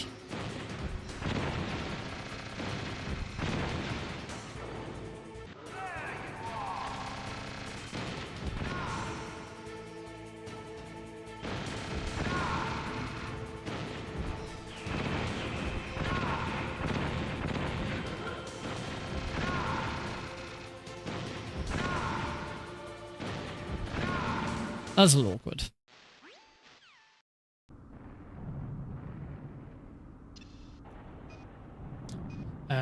Oh, and then the week after that, the 1st week of September, I'm on holiday again.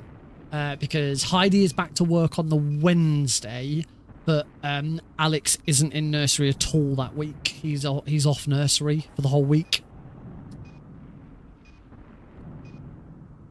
So I've taken the week off to look after Alex whilst Heidi's right. I need to concentrate.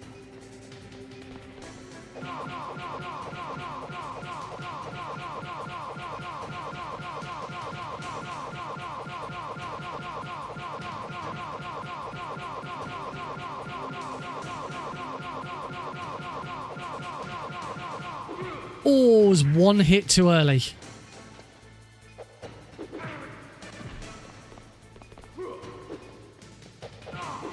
There we go. One hit too early.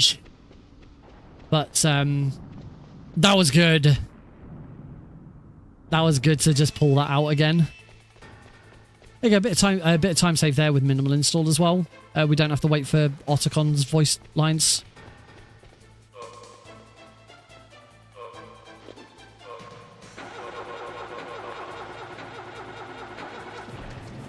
I think there's a time save there as well, because you don't have to wait for Ocelot to say snake get in.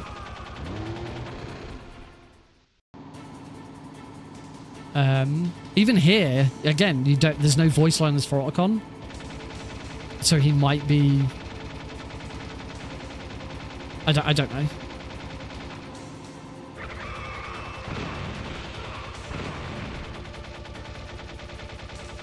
Nice, that was a really nice checkpoint.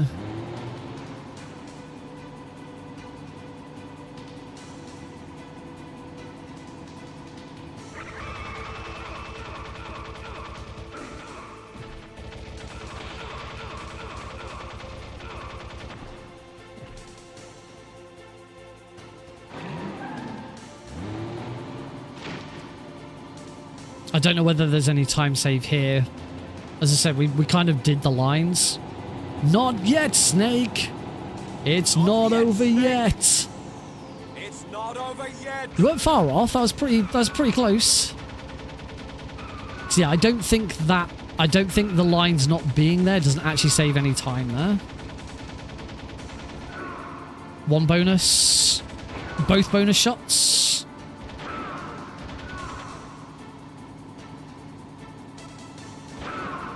Oh, I got the quick shot there as well.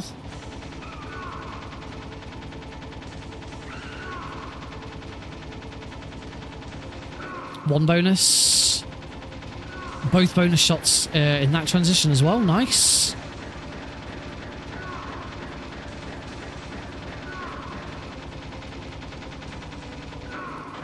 Very fast escape.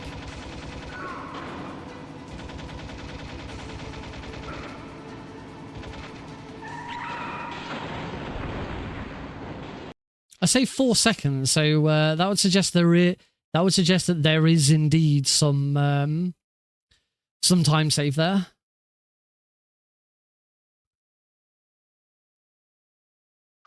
And there we go. By 2 minutes and 7 seconds, it is a PB. Woo! Yeah, a lot of that down to minimum install. But actually, there's a fair chunk in there that was just down to better execution as well. The liquid fight was much better. There was certainly a lot of other bits that went really well. Bobaskip was first try, so yeah, some better execution than apparently my previous PV, and yeah, minimum install has brought me a new time save of 2 minutes and 7 seconds, which is really nice. Before I do actually just declare this, I actually because my the splits I have saved aren't always 100% accurate. So I'm just going to actually check on speedrun.com, PC, any percent PC easy. It's still the default. Nick RP Green, 20th, 3 years ago, 35 minutes and 30 seconds, which is actually 45 seconds. Yeah, 45 seconds. So according to live split, this is the time save of 2 minutes, but actually the time that I had on here on the time that I've got on live split is not the same as the time I've got on speedrun.com. So it's actually, compared to my real PB, it is a time save of 46 secones. There you go. It's still a significant time save. 46 seconds is nice. I don't know why live split does not match up with what my actual PB on speedrun.com is. But yeah, 45 seconds time save. It's under 35 minutes. It does bump me up quite a bit, actually. I move from 20th to 12th.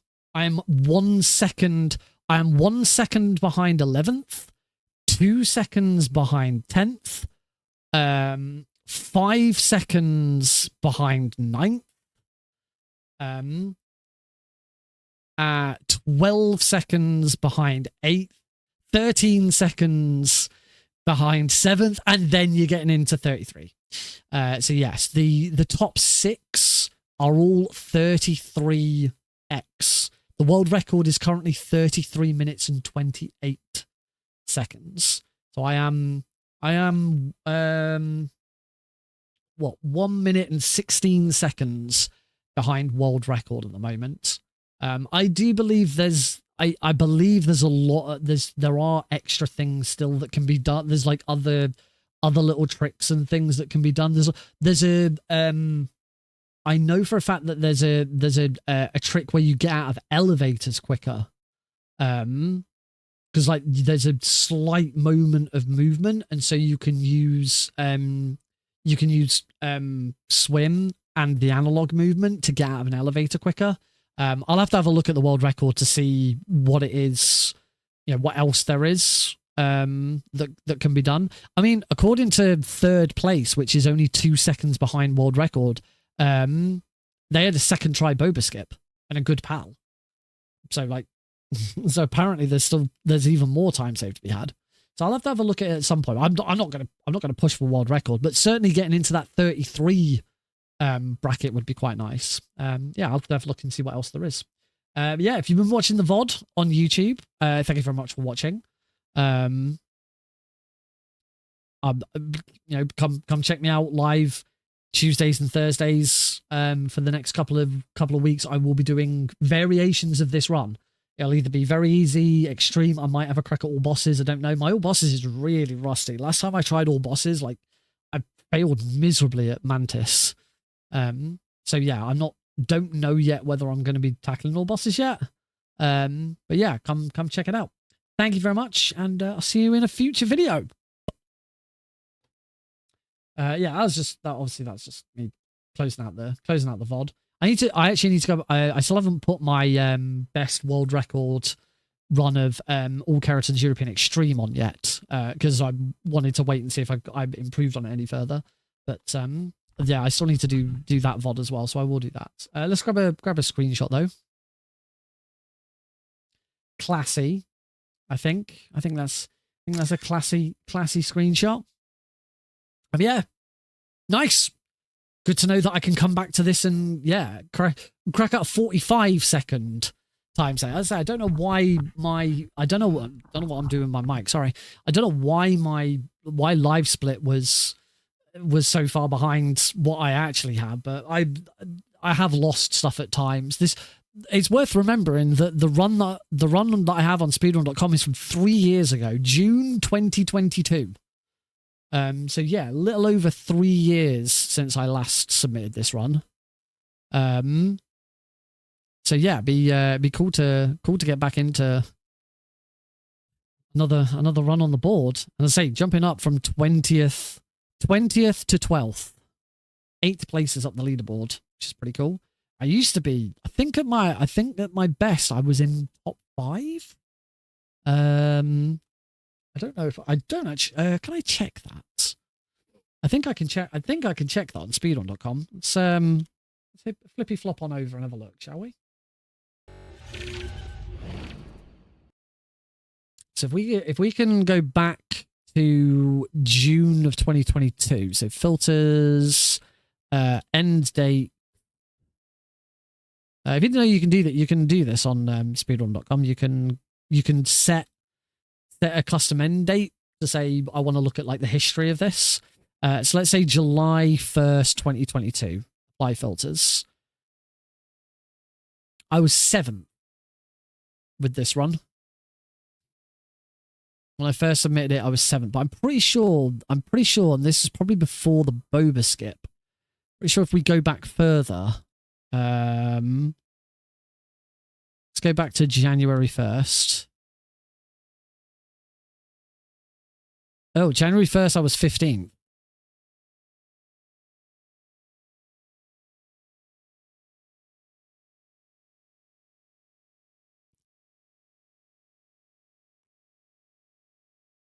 Because by January, I'd only just started. This was kind of like I'd only just start, I think.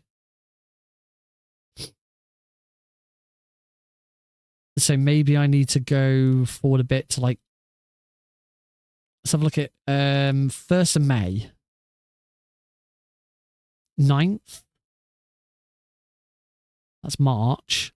I'm sure I was like top 5 at one point.